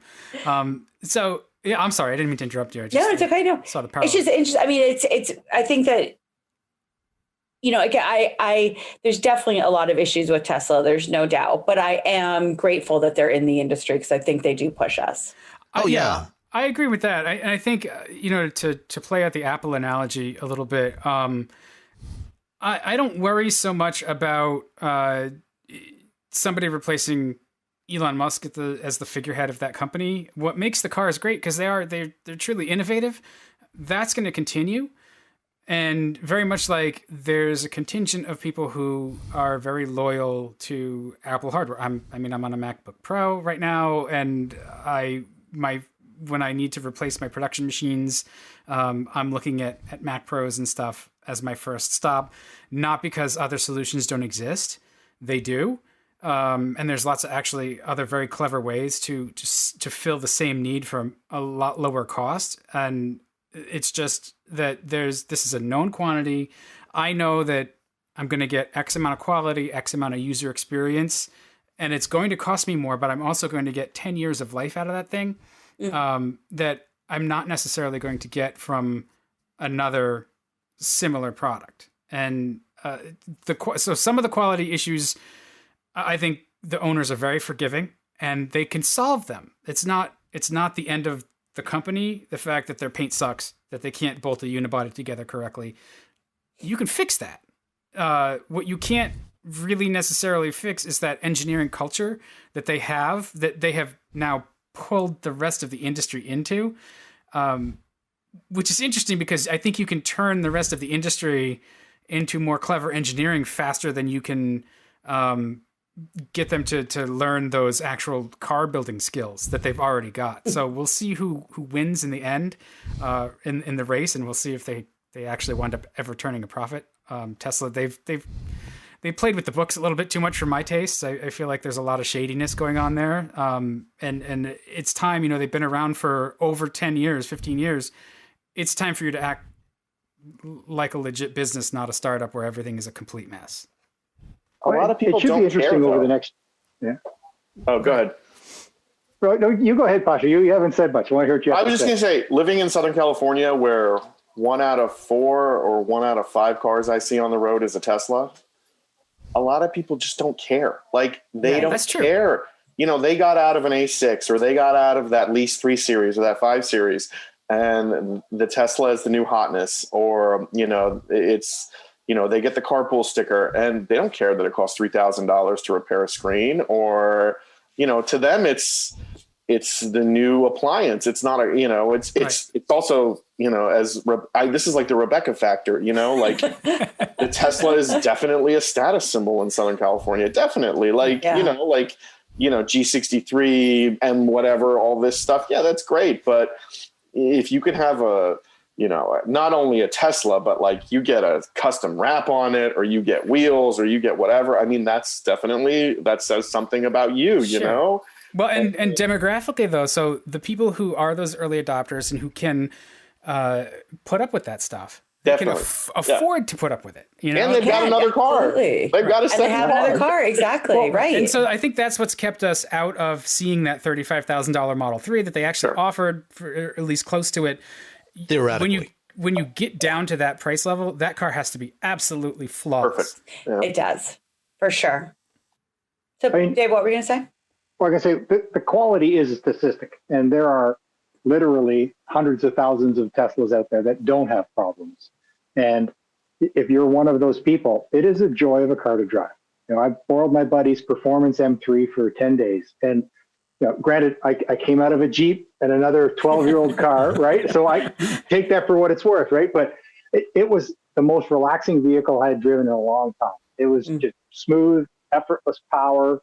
It was nice to be able to just come home and plug it in and not worry about the gas station. Like, I can see how the industry can change and how consumers' mindsets can change once they get into it. And, Rebecca, you're saying like, hey, you made one point. You said it was one thing, but not the other. Like, how Tesla, people are buying a Tesla because of, it's a Tesla and not because it's an electric car. But I think they're doing both. Like, I think Tesla is changing the public mindset in terms of what you can do and what's acceptable. Yeah, I think I agree with you. I think that now it's kind of the neighborhood effect of, like you said, so all of a sudden you're seeing all of these and your neighbor had one and you can actually go and talk to him or her about it. And that's a really powerful thing. I think that, so, probably the first few years. So when I worked in Saudi Arabia, we actually studied Tesla buyers versus Nissan Leaf buyers, and they were not the same. Oh, no. Well, I mean, that was what, 5 years ago? I mean, those were not even the same ballpark, purchase price, right? All right, so hang Tesla on, though. Played it well. What's interesting though is that their income was not that different between the Nissan buyer, the Leaf buyer, and the Tesla buyer. Their income actually was closer. Their education level was close. There were definitely some overlaps from a demographic standpoint, but not from an attitudinal standpoint. And their reason for purchase was very, very different as well. And the Tesla was all about the status symbol. Mm-hmm. The Leaf was about saving the world. The Tesla was, this is a status symbol. It's great that it saves the world, but that's not why I'm buying it. But I do think that virtue signaling. Virtue signaling. Exactly. Showing off. Yeah. But I do think that it has evolved, Dave. You're absolutely right. It has evolved where, and again, it's that neighborhood effect. Now all of a sudden you can talk to people and not a dealership or something, or, somebody that's with a bias. You can talk to your neighbor and see their experience. So hang on though. Which would you be? Would you be a Leaf driver or a Leaf buyer or a Tesla buyer? Oh my God, I live in Greenwich, Connecticut. What do you think I'm going to be? See, I'm definitely a Tesla buyer. Yeah, because I go for that like curmudgeonly, like it doesn't matter whether I've got old money or not, which I don't, just so everybody knows. I would buy the Leaf, where my idealism and it's just enough. Right? Look at Alex Roy, though. Remember how big of a critic, and he's a critic of a Tesla. But then he bought a Model 3, and look how much his opinion has changed. I mean, He still faults the company when they're faulting, but it's still a viable product, Yeah, I think so. That's true. I think for me, it's. I'll be curious to see what Alex does when the lease comes up on his Model 3, though. He's getting gets another one, or because right now we're at a stage where we're getting a whole bunch of new product coming out that is much more viable, much more appealing. The industry has learned that you can't just go out and do something like the Leaf, where, this is something that's going to appeal to environmentalists. It's got to be something that appeals on its own traits, like what you said, Dave.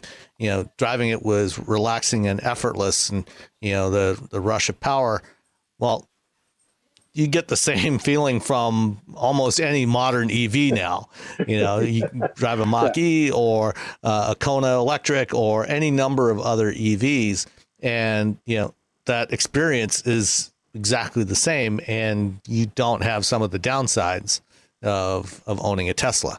All right. Well, we could do this like all night. So let's move on to something else before we just get into the circular Tesla fire squad. Any more guests lined up? Working on it.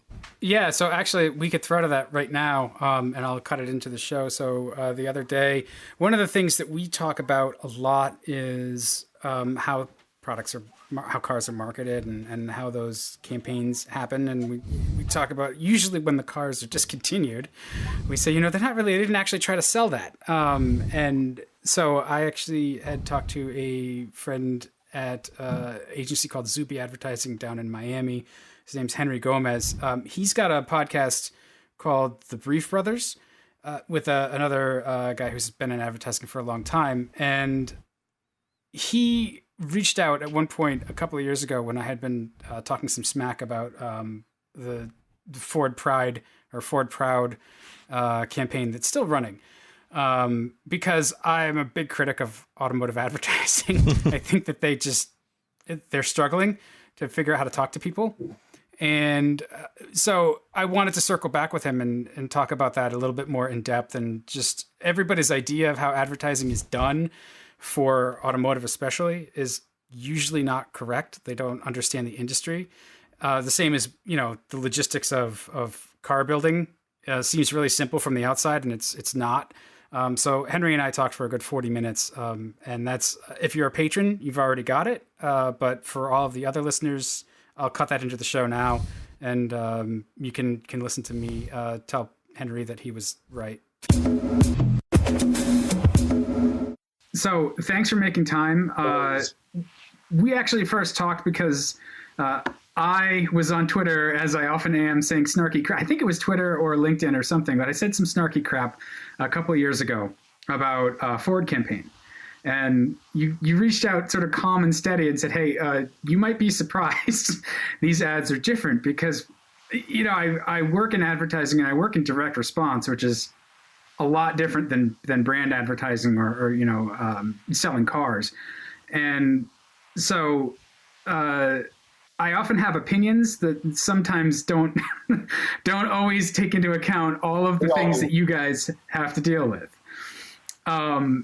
So yeah, your background is in advertising and marketing, not strictly automotive, but if you could just give us, start off with the cliff notes of who you are and what you do. Sure. So I work at an ad agency. The agency I work at is Zuby Advertising. We're in Miami, Florida. We're part of WPP, the largest advertising PR agency holding company in the world. I've been working here. It'll be coming up on 3 years. I've been in the ad industry for going on 25 years. I work in strategy, which means I deal with a lot of consumer research. I write creative briefs, basically get the creative assignments going. And I kind of go through a lot of research and data and business data to get to what's important for the creatives to develop the advertising. And the reason that we kind of got in touch was because you were tweeting, and I was actually actively searching tweets about Ford because I had just started working on this account, and it was my first automotive account. I have a lot of fast food experience in my career. I've worked at McDonald's, Burger King, Subway, Dunkin', but I had never worked on an automotive account, so I was like absorbing as much information as I could. And at that time, the big story in the industry trade press was about Ford having this global review for a new ad agency. And it was a big deal because the incumbent ad agency, which is my sister agency, GTB, had been working in some form, like the relationship between J. Walter Thompson, which is the WPP agency, and Ford goes back since the 1940s. So it's a long-standing relationship, and all of a sudden the earth moved, and Ford was having this review, and it got into the trade press that Wieden & Kennedy, New York, had won the review, and that they were going to be launching a new campaign about Ford Pride. And in typical trade publication fashion, you know, they didn't have a lot of the inside scoop. They had like some broad strokes, and they said, you know, it's going to be about Ford Pride. And they left it at that. I think they were more interested in the story of how this account had moved from one agency to another than in what and maybe the size of the media buy too, you know, like just how much money they're going to spend. Yeah. But, you know, been working on one of the roster agencies, I had been exposed to the new campaign very early on. In fact, I was in Dearborn, Michigan, basically the day that it became revealed that they were going to go with this campaign, that it was Wieden & Kennedy. And so we were exposed to it early on. And of course, I couldn't tell you because of confidentiality, what the campaign was really all about. I could only tell you that what Ad Age said really didn't really cover it. And that is somebody who's worked in advertising and branding for a couple of decades. I thought it was new and interesting work in a category where you don't often see new and interesting work. And in fact, when the campaign launched in, I want to say it was like October of that year, it was during football season. I went and looked at a bunch of tweets, kind of the same thing as how I found you. And there was a lot of positive commentary about the campaign, about Bryan Cranston, the voice of the campaign, the creative. And it was definitely something different for Ford, you know, and I think different in the category. So that's kind of how we first started. We first got in touch, then we got in touch on LinkedIn, and we've kind of maintained a little bit of a relationship ever since. Sure, and you were right. You and one of the reasons why it's almost easy to sort of pick on automotive is because they're having a really hard time now. It's such a diverse market, and it's so stratified in a way. It's not like it was in the 60s, 70s, or 80s, where you put out the car and that's it. You know, this is your choices. You can get a car or a pickup or a station wagon.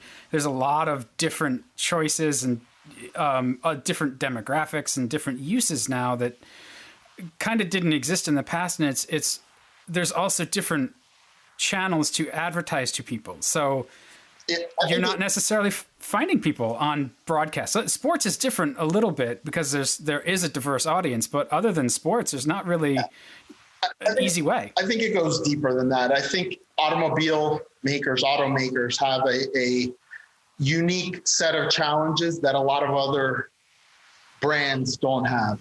And I start with the distinction of company and brand, right? We throw the word brand around a lot, but you can have a really good company, but not have a very strong brand. And I think that that's the case for a lot of automakers, because these are companies that were founded 100 years ago, 80 years ago, 90 years ago, in the era before modern marketing, right? So, and I'm going to use Ford just as an example, but it could be any manufacturer. You know, their core competency isn't in marketing. Their core competency is in design and engineering. It's in manufacturing. It's in dealing with suppliers. It's in dealing with regulations. It's in dealing with dealers. And so their core competency is around the design and building of the car and everything that goes into it. And marketing is almost like an afterthought.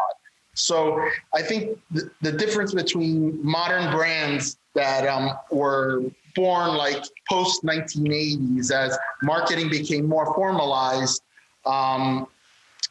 is that you don't start a company today without figuring out what your marketing strategy is, what your brand stands for, and what your brand purpose is. But back then, the legacy companies didn't have that. So you kind of have they are kind of antiquated in the way that they look at marketing. And that's true, I think, just across the board in the auto space, with the exception of the new like startups, like the Teslas of the world that were, born yesterday, literally, right? So they're kind of born into this environment where marketing is everything. And even then, they don't use like paid advertising a ton, right? They have a different model, and they're also still in the growth stage of their existence. They're not in that mature state of like, where am I going to get that incremental 1% growth? Because that's just not where they are in their life cycle. So I think it's fascinating, but it is a function of, automobile manufacturers also have the purchase cycle is long, right? Like between moments in time when I'm going to be in the market for an automobile, 5, 6, 7, 8 years can pass, right? Like, and the more reliable cars become, right? Like the longer the better you make them, the more you almost like work yourself out of a job, right? Not only that, there's a lot of substitutes now. So you can get a reliable used car, right, for a fraction of what a new car costs. You can do ride sharing and not buy a car. I think we're seeing generations of kids growing up. Like when I was 15, like I was counting the days down until I got my driver's license to get my car. I don't think kids today that, they're getting chauffeured around to soccer practice and whatever it is, the lacrosse, and they don't have a desire to get behind the wheel of the car and deal with traffic and the stress and all that. So it's also kind of a weird moment for automakers. Yeah. So, to me, like that seeing that consistent struggle with how to find that customer now, I sort of feel like both the agencies sometimes struggle with this, and the automakers, their clients struggle with it, and I'm sure there's tension there. I think there's a lot of reasons for it, but I wanted to hear your take on it, and maybe from like the blank page. Say there's a new model and they want to sell it and they come to you. How does that start? Because I think people have imagined the process a lot differently than it actually happens. Great example. Obviously, and it's another point, right, where a lot of times marketing is at the end of the line, right? So the product designer, somebody decides there's going to be a new nameplate or an all new, and we hear about it and we start doing research and but the reality is that a lot of it is being driven by the company, and it's being driven by, this is the way it's always been done. We're starting to see it a little different. I'm not going to reveal any secrets, but Ford, it has been out in the press that Ford is going to unveil soon a compact truck, which is going to be a new segment smaller than the current, what is the mid-sized trucks, like the Ranger is in that mid-size, the Tacoma's in that mid-size. So Ford's going to be coming out with a compact truck smaller than the Ranger. And what was really heartening during and working in that process so far has been the fact that there was a lot of consumer research done to find out what the needs of the consumer are, rather than just saying, we're going to build this product. We're going to go out and find out what is the need, and then we're going to design a product to it. So you're starting to see more marketing orientation in the manufacturers than there used to be, where it was, I think the old adage of Henry Ford saying they could have it any color they want as long as it's black. Like there was a point in time where the manufacturer had the leverage, right? But now consumers have the choice and leverage. But you brought up another interesting point, which is most manufacturers have a range of nameplates in a range of segments, right? So it's hard to organize one brand that represents everything to all of those different types of consumers, right? Like the compact truck consumer is going to be very different than the person who's buying a heavy duty full-size truck, like an F-250, right? So, it's hard to create a master brand that works with all of these subsegments. I think where you've seen it work well is with brands like Jeep, that they kind of have a niche, right? They're in that, off-road adventure space, or GMC, they're in that truck SUV space. And I think that's what you see Ford kind of move to a couple of years ago when they said, you know what? Doesn't make sense for us to compete in all these segments that were like the 7th, 8th favorite car or vehicle in that segment. when we're really known for our trucks and our SUVs, and let's concentrate on that core competency. And so I think that's part of the struggle for auto manufacturers when it comes to marketing. Certainly the stuff that you mentioned with regards to digital advertising and all that is changing the landscape, but I don't think it changes it as much as people think. It's still about communications. It's still about building brand. It's still about creating desire in consumers, whether I'm showing it to you in a 15-second Facebook online video, or I'm showing it to you in a 30-second TV spot during a football game. The objective is the same, and the tactics are somewhat similar. I don't think that that's a big part of it. I think what the challenge for a lot of marketers, not just in the auto space, but specifically in the auto space, is that they're big institutional clients that move slowly and have a lot of layers of bureaucracy.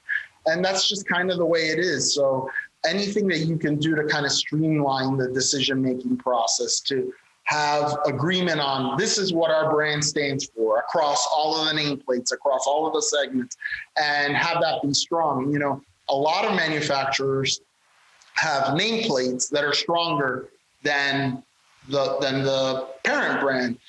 Sure. Mustang, Bronco. Those are nameplates that mean something.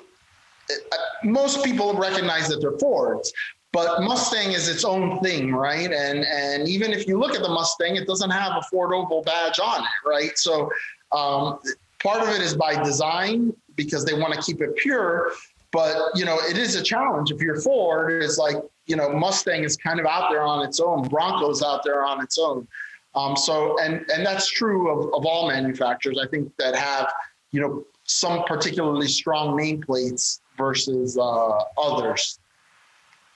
Yeah. So do you find that you have to educate your clients now on how that effort to find people, you know, are you educating them on here's how grassroots works on, say, social media, right? Like if we're trying to find those people, it's going to take this amount of effort, and it's not like broadcast used to be where you just put the message out. You're going to have to curate that. You're going to need to have people on that. That's going to be a full-time job for a few people to interact and tell your story in a slightly different way. I think most clients are on board with that now. A few years ago, that wasn't the case, right? We were kind of like in this brave new world of digital advertising. I mean, things have moved really fast. I mean, if you go back 5 or 6 years, there really wasn't even paid advertising on Facebook. It was all organic, right? And then they started with the paid, and then they started throttling back organic reach. So digital marketing 5 years ago is very different than what it is now, which is very similar to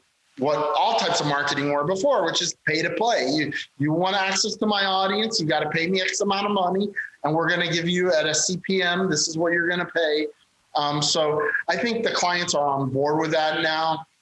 In a way, it simplifies things, because before, in order to really be effective in the digital arena, you did have to kind of curate community and all of that. I think nowadays what you're seeing is, well, if we throw enough money at it, we can expose a lot of people on Facebook to it. It kind of is, the attention spans are short, and there isn't a lot of appetite for, you know, long-term things that have to be like curated over time. But that's also, you know, just a problem with the marketing industry in general. And consistency is really important. You know, when you're changing agencies and you're changing taglines and you're changing brand positioning every 3 or 5 years, there's no way that customers, I mean, the best brands were built over 20, 30, 40 years, and they never deviate too far from the formula. They might reinvent themselves or the formula given the current times. But usually if you do the work properly, you'll find that your brand stood for something at a certain point in time, and that something is timeless. It doesn't matter. So the real trick is to strip out what is timeless from your company's early history and success, and apply that now, and not abandon it for the flavor of the month and say, oh, it's influencer marketing, we're going to do everything right. You know, there's a lot of follow the shiny object in our industry. Yeah, well, you know, you bring up a good point, because we found back, say 5 years ago, it was it was more the Wild West, especially on digital platforms, where you could get lucky almost and game the system and get that organic reach. And then they smothered it. And to the point where organic now is only a long-term play. And if you're going to launch something, you've got to pay. And it's actually a lot easier too, because the companies have set up those marketplaces and they've figured out that we can get actual recurring revenue if we allow people to buy space on our network. So they've built these shadow broadcast networks inside their platforms. It's amazing. I mean, look, I say all the time is like, what's a YouTube pre-roll ad? I mean, it looks like a lot like a TV ad to me. It's exactly what it is. The only difference is like, well, okay, what do we want the person to do, and what can we do? So that's the question: is like, are we getting them to click? And even then, a lot of the advertising you see on YouTube, it doesn't ask you to do anything different than what they ask you to do on TV, which is consider us. Hey, look at us. This is our new thing. I don't watch a ton of regular TV. I watch a lot of YouTube. I'm into sailing, so I watch a lot of sailing content on YouTube. Nice. Yeah. So I'm getting exposed to TV ads all the time because they're appearing on my now, what I get is probably a little different than what you'd get based on your interests, but there's probably some stuff like the big product launches for the big brands. We're probably both getting them because they're buying everybody, right? Right. They're just spray and pray. The same way that they might have 20 years ago just buy prime time to buy a broad cross section of audience at the same time that they're buying certain niche programming like Mutual of Omaha's Wild Kingdom or whatever. Right. But it's you mentioned the early days of the Wild West. Everybody remembers the famous Oreo Super Bowl, yes. Right? Like that. It was a case. We use it as a case study, actually, in one of our company meetings. I brought it up and presented. I was like, look how fast they moved and look how emotional it is. And now look at, you get the earned media on the backside of it because they did a thing. And now you've got primetime news channels actually taking your ad and putting it in their broadcast. You didn't buy that. Yeah. You couldn't. But that's like lightning in a bottle that isn't really replicatable on a regular basis, right? Like if you have a very, and I'm not poo-pooing digital at all. I'm just saying that there's been a convergence, right, between what was at one time a very considered a different silo altogether and what we've traditionally known as paid advertising and marketing. Even influencers, like if you go back to the 1950s, you paid Jackie Gleason $50,000 to smoke your cigarette during the broadcast, and you sponsored his TV show, right? So, I mean, these are celebrity endorsements. They're less known celebrities, but in the world that they occupy, they're well-known celebrities. So, there's nothing new. There's just kind of new wrinkles. That's the way that I see it. Well, and you pointed out the CPM, cost per thousand, and that's really like that, and your customer acquisition costs. They sort of like that's where the rubber hits the road across everything. So if they can only show it to 20,000 people, but that winds up getting them 300 sales versus showing it to 1 million for 300 sales, which is more efficient. Yeah. So it makes sense. And the converse is true too. I think early on, right, the promise of digital was this hyper targeting, right? Like we're only going to target the people that are the most likely to. But when the whole country is on Facebook, you can use Facebook as a broad reach medium to generate huge awareness for your general brand or product. If you're in a niche, it's great because you can buy only that niche. But if you're a big consumer brand and you want to target all women, Facebook, you can do it with TV and you can do it with Facebook. So I think that's one of the things that you don't hear a lot about, but it's how to use some of these things that were heretofore thought of as, shooting with a rifle instead of a shotgun. Well, you could use them in a shotgun approach too. Yeah, well, you kind of have to when it's a brand the size of Ford or GM or one of those automakers. Let's talk a little bit specifically about what Zuby does, because you're focused more on a multicultural approach. So what does that mean in terms of advertising? All right. So glad you asked. So Zuby Advertising is named after Tere Zubizarreta. Zubizarreta is a long Spanish last name, and she cut it to Zuby because she said if I had named it Zuby Zarreta, I'd still be looking for my first client. So as she founded the agency in the early 70s, she had started out, she was a Cuban refugee, fled communism, came to Miami with a high school degree, and needed to find a job. Went to an ad agency and got a job as a secretary. They famously asked her a bunch of questions, and her answer was, I don't know, but I'll learn. And she got the job. And in about 10 years, she learned the industry forward and backward. And she established Zuby Advertising, at that time working on real estate clients. So Miami is a big boom bust real estate market with developments and all. And that's kind of what she grew up in at that first agency that she worked at.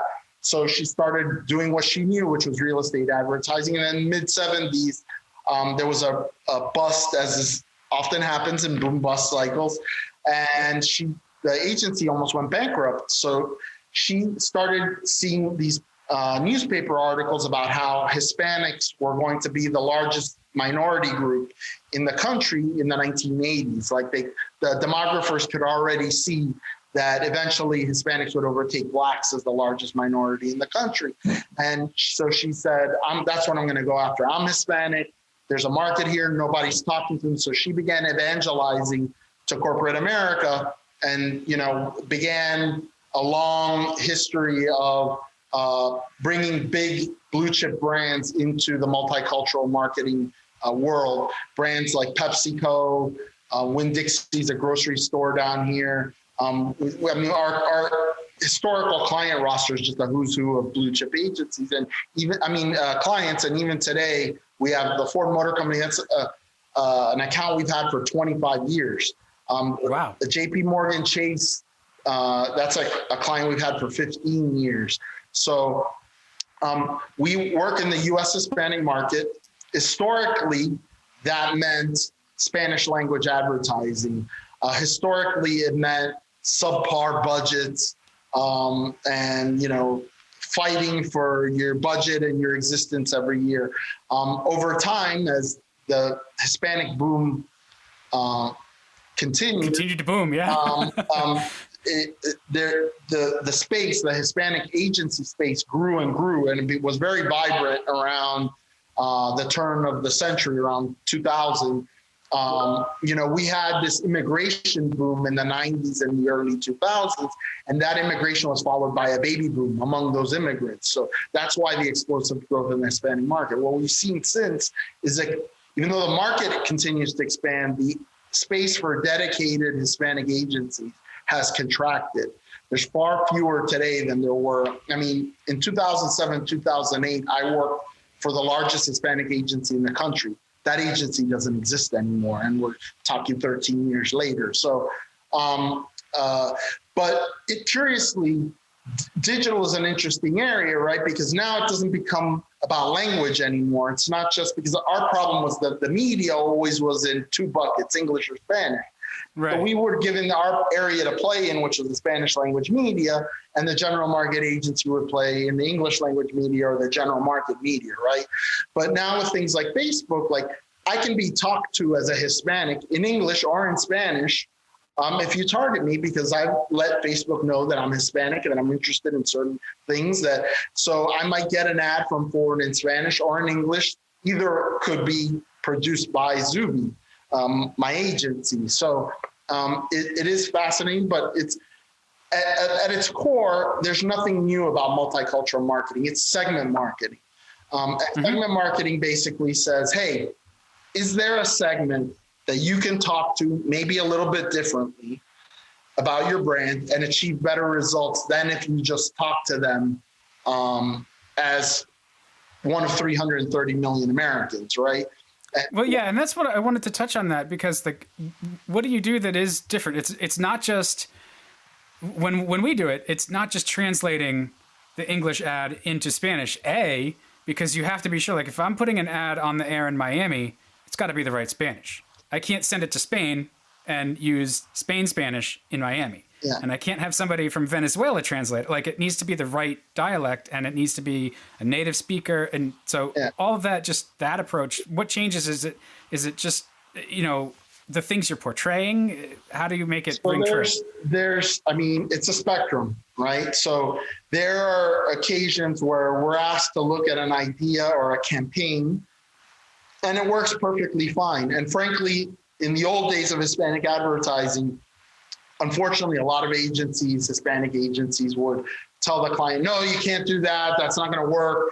And they really didn't have any backing for that. But there are certainly certain things that resonate better with certain audiences and things that don't resonate as well. I'm going to give you an example. The Ford Ranger, if you're familiar with mid-size pickup trucks, like basically the way all of the manufacturers, including Toyota, including Chevy, including Ford, position mid-size pickup trucks as kind of off-road adventure vehicles, right? They're trying to keep a purity of the segment to keep it from the full-size trucks because they don't want to cannibalize. They don't want somebody to come in for a full-size truck and then leave with a mid-size. Like they want there to be kind of distinct usage areas, et cetera, right? So mid-size trucks are generally positioned as these off-road adventure vehicles, where the full-size trucks are seen more as workhorses for use for towing and hauling for work purposes and so forth, right? How do Hispanics experience the outdoors?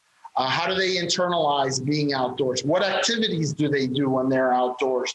All of those things are very different than what a non-Hispanic white middle-class person would experience. Number one, a lot of Hispanics are just coming into their own financially, which means they haven't had a lot of time for exploring national parks and, free soloing Mount Baldy or something, you know what I mean? Like, also there's kind of like a more cultural difference in terms of Hispanics want to go out with their family.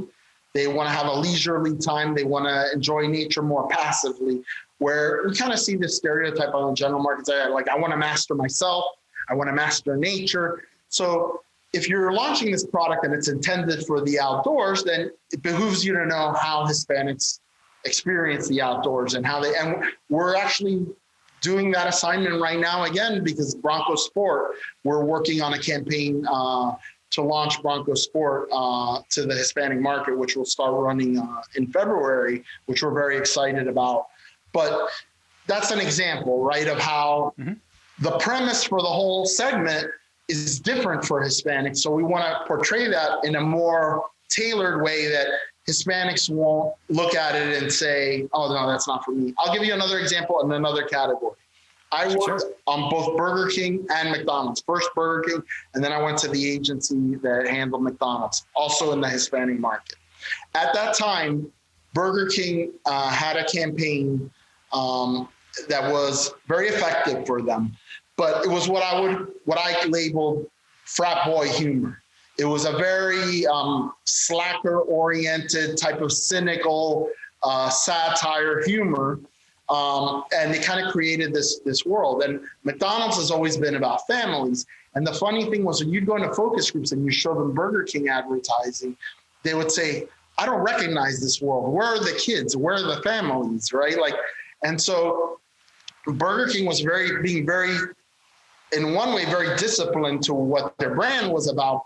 But what they didn't realize was that they needed to adapt it a little bit for the Hispanic market, which saw kind of this fictional world that they were creating around the king, and all this is kind of an alien world that's not a reflection of what I live in.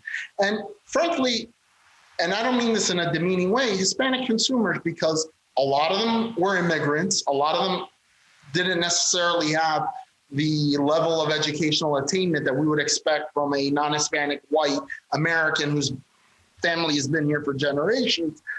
As consumers, they're not as sophisticated, right? They're more see and say, they're more, and that was true at the time, So, and that's changing, obviously. Like I mentioned, there's a big baby boom of Hispanics that are born in the U.S. They're going to be English dominant, higher educational attainment. But the point is that there are all these nuances that you have to navigate when you're dealing with multicultural audiences to deal with. There's differences between Blacks and Hispanics, right? Like if you think about the prototypical African-American story is the descendant of slaves, the descendant of somebody that was brought here against their will. And that creates a very different attitude about America and the brands that are American than the typical Hispanic story, which is somebody in my family decided to come here voluntarily to look for better opportunities, and we were able to get them. Right. So that's a completely, both minority markets in a lot of cases sharing the same neighborhoods, but a completely different outlook on life and on the country and on the companies that are trying to sell them stuff. Yeah. So it's a, matching the lived experience, I guess, to what you're portraying on screen so that it sort of, you picture yourself in that environment, in that scenario. I think is when I pitch it, I'm trying to say, like, you have to make it a little bit aspirational. You have to understand the people, and you have to make it so that they can put themselves in there. You touched on something really important, which is our job isn't just to put a mirror back on the Hispanic consumer and say, this is your life, buy from us. It's for us to understand what's in that mirror and say, okay, so the aspiration for that person is this. Right. Because of these reasons, and here's your thing that we want you to shoot to aspire to, the new Mustang or the new Ranger or the new Bronco Sport. It's not just, because if you just reflect back to them, that really isn't motivating. It's, you want to reflect back to them like their best self, right? Right, exactly. Otherwise, you're the news. Exactly. Yeah. So no, that's great. It's funny. You moved there as I was going to ask you anyway, just sort of how cars are different than fast food anyway. And so your last example was sort of brings it together where they're not necessarily different at all. I mean, I can tell you, the other thing that was really interesting, and I'll give you, if you looked at fast food, you had Hispanics, had lower frequency of visiting than African Americans, but they had bigger ticket, right? So the average Hispanic was spending more money each time they went, but they went a little less than African Americans. African Americans would go with a lot of, but they would buy like the lower price menu items. Often they were buying for only themselves, right? Which will drive average ticket down. When you're buying for yourself and your family, it drives average ticket up. So you see differences just in usage, like patterns and occasions, like parties with kids was something really big for Hispanics because we're having a baby boom, right? And so parties, I have a friend who's a realtor and his wife is a doctor. So him being a realtor, he's in the car and mobile all the time. So he's like Mr. Mom. He's the one that drops the kids at school, picks them up, and all of these things. And he used to tell me that the McDonald's near us, near where we live, he called it the poor man's Chuck E. Cheese. The reason was because all the Hispanic families would take their kids there, and the kids would jump in the ball pit and get the ball pit. Yeah, exactly. And so understanding that how the consumers actually use your products is a big part of it. And that not everybody is that, middle-class person from suburban Chicago, Yeah. Yeah. Well, this has been great. I've taken more of your time than I thought. So I will generously give you the last 20 minutes of your day. No problem. Back. But I do want to just make sure that we mention your podcast, because that was actually, I saw it, and that's full circle, like why I was like, oh, I should talk to Henry, because you're doing a podcast that talks about all of this stuff, not necessarily just for cars, but on our podcast, one of the things that comes up a lot is how the cars that we talk about get marketed, and we usually have opinions. So it's fascinating. Your podcast with Howard Eibach is called The Brief Brothers, right? Why don't you let us know a little bit about that? Yep. So the funny thing is, about 2 years ago, it'll be 2 years in March, Howard, I've known Howard for over a decade. I bought his book on Amazon. He wrote a book, How to Write an Inspired Creative Brief. I bought it. And then I brought him to my agency to lead a seminar on how to write an inspired creative brief, because often there are people that aren't strategists that are charged with writing certain creative briefs. And I thought it would be good to get, people the exposure. And so we hit it off since then and maintained a cordial relationship. So he texted me one day and he sent me this paper that was drafted by the ANA about collaboration between agencies and clients in drafting the creative brief. And I had a very strong opinion of it. Today, actually, that episode where we talk about it drops. But it was awesome. It was 2 years ago, and I said, you know what? We're having this debate. It's very fiery. We should probably do a podcast where we talk about all kinds of things about. So 2 years later, we finally launched the podcast. We're dropping one every Wednesday. It's a niche audience. It's people that are interested in advertising and in creative briefing and creative briefs. But we also look at a piece of creative every week and we kind of dissect it from a strategy standpoint and say, what were they trying to do? What was the unique selling proposition? What was the target audience? Things like that. And you mentioned in your email to me that, by coincidence, the first piece of creative we reviewed was actually an automotive piece for Jeep. And it was the pale blue dot spot by Jeep in launching their all-electric Wrangler. And Howard had a very strong take on how he was offended by it because he's a Carl Sagan fanboy. And I'm more the realist, and I kind of sided with the marketer, even though they're a competitor, and said, you know what, I get what they're trying to do, and there's reasons for it, and they need to walk a fine line, and I think that they did it. And so that was kind of the genesis. But yeah, every Wednesday, it's called the Brief Brothers. We're posting links on LinkedIn every Wednesday and if you go to howardibac.com, HOWARDIBACH.com, he's got a section there called the Brief Brothers, and you can sign up for an email that'll remind you every Wednesday that there's a new podcast and what the subject is, the creative will be reviewing and stuff like that. Cool. Well, hopefully you get some traction. It was really interesting to listen to and hear you guys sort of tee off against each other. Because it's funny, I feel both sides of that one with the Jeep ad. It's like, well, they made a really nice Carl Sagan ad, but they didn't make such a great Jeep ad, but it is beautifully done. Yeah. And I see what they're going for. So it's funny. I can see both sides of that argument. I think that's really, we need, in this day and age, in this environment, we need more understanding and say, you know what, I might be wrong. Or let me open my mind a little bit to your point of view and let's talk about it and let's be respectful about it. And I think that's the good thing about me and Howard is, we both have immense respect for each other. He's a former copywriter and creative director. So he's approaching the brief from a different point of view than I am as a planner strategist. So, yeah. And they definitely go together. Anytime I have to start with creative, my first questions are, what's the strategy? What are we trying to do? So they definitely link up. Certainly I'm going to go check it out for the latest episode. And I suggest our audience does as well. And, Henry, I want to thank you for your time here with Wheel Bearings. Agencies are busy and you spent 45 minutes on Zoom with me. So I appreciate it. No worries, sir. It was a pleasure, and I'll be glad to come back if you ever want to discuss anything. Super Bowl's coming up. I'm sure there's going to be a lot of great auto ads or not so great auto ads to pick apart. Yeah, we should have you back for that. I think that's a good idea. So we'll see what happens with auto ads at the Super Bowl this year. All right, excellent. Interesting. An idea for a guest, and this is just me being selfish. I'm a big fan of Autoline and McElroy.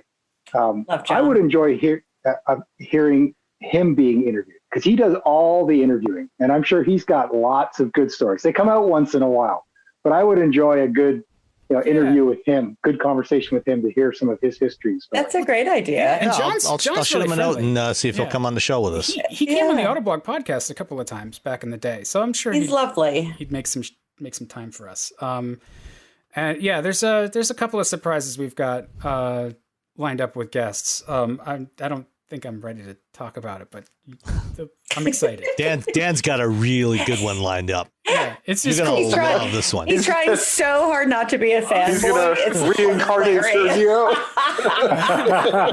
Oh. I'll have to get Alex on too, though. Yeah, Alex would be great. Yeah. Let me make I'll make I have a suggestion about the flow of the show. Sure. And that is, I listen to the show in pieces as I drive back and forth to work. So I may listen to 15 or 20 minutes at a time, and then I'll go to work, and then I'll listen to 15 or 20 minutes more. And so it seems like when you're talking about a car, often you'll say the name of the car at the beginning of the segment. And then if I turn on later, I can't remember what you were talking about at the first of the day, and you won't ever say the name of the car again, and I'll have to back. Did you tweet? Yes. Did you send that to us? Were you the one that sent that to it? Because somebody did it. Also That's mentioned. been a consistent thing we've been pulling that crap on you guys since the Auto Blog days. So I'm sorry, we'll be better. I'm glad to know it's not just me, and I'm even worse. I'll be listening or I'll be exercising, and you'll be talking along, and I'm like, wait, what car is it again? And see, there's your mistake. Exercising. That's we'll try to fix that. Well, because you guys do such an in-depth job that your conversation will be 15 minutes long. I mean, we ramble on. Yeah. No, that's in-depth analysis. That's a very nice PR spin. I like that. No, we'll make it a point to try to remember to surface what the hell we're talking about a little more regularly. Not every sentence, but just every. I don't know. It's kind of like when the sportscasters are calling a game, they have a timer so they'll know every so often to say the score. Just because if you tune in, you want to know the score within the first 3 or 4 minutes. Sure. So that's good. I like that. We'll definitely do that. Cool. You guys, thank you so much for joining us. Yeah, thank you. This was fun. Yeah, we'll have thank you very much. We appreciate it. And maybe next time we can do like drinks. You guys weren't drinking? I'm empty. I tried that. I tried that for one. In here. I tried that for one show. That was a bad idea. I did tea tonight. She slept for 3 days afterwards. No, I couldn't remember things.